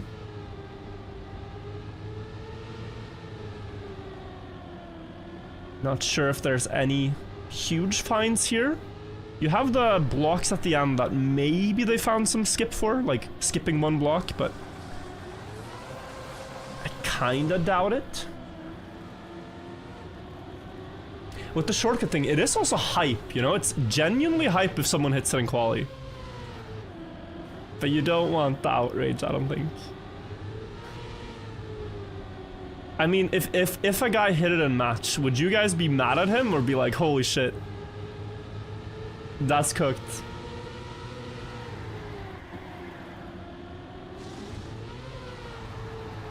It's like if someone finds well, not finds, but does a shortcut that crazy in a match, it is kind of respectable.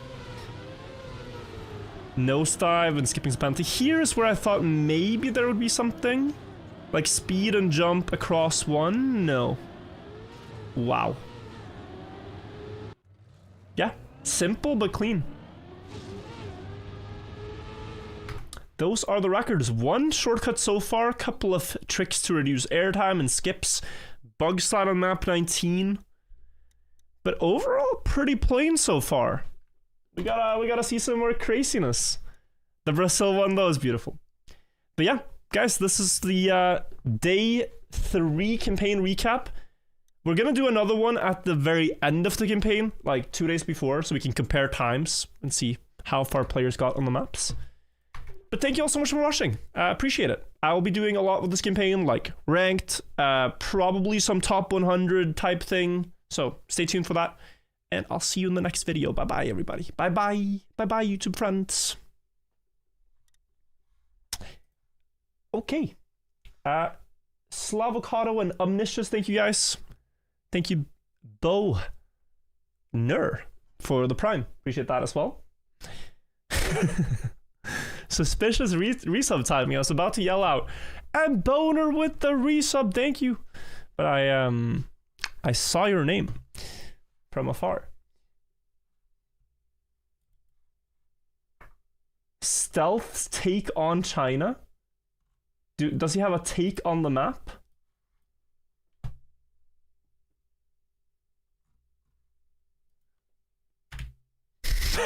Nah, bro. Nah. Humor, I'm sure. Guys, I'm gonna end stream. I'm gonna call it a day. Thank you all for watching. I'll be qualifying to the RPG thing, making sure I'm in that. Tomorrow, there's 2 things happening. So just so you guys know, I'm playing some tournaments tomorrow. I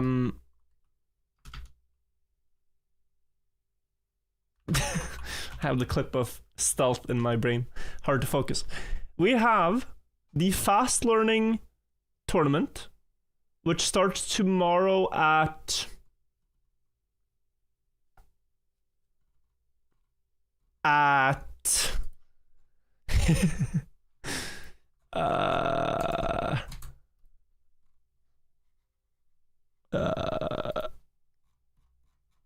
it doesn't say. Oh my god, when? Schedule? Calendar? Perfect, okay. So, here. Tomorrow, Fast Learning at 7, I'm doing this one. Qualifier before, for RPG. And there's Cup of the Week at 5. So I'll probably be live around 4:30. 4:30 afternoon European, Central European time. And then the RPG race happens at 7 on Sunday. But then I'll be live a bit earlier too. Okay, guys. Good night. Thank you all for watching. Sleep well. Bye-bye, everybody. Take care. I will play the Fast Learn. Yes, it's going to be great. See you guys. Thank you for watching. Hope you had fun today. I certainly did. Take care, everybody. Bye-bye. Bye-bye.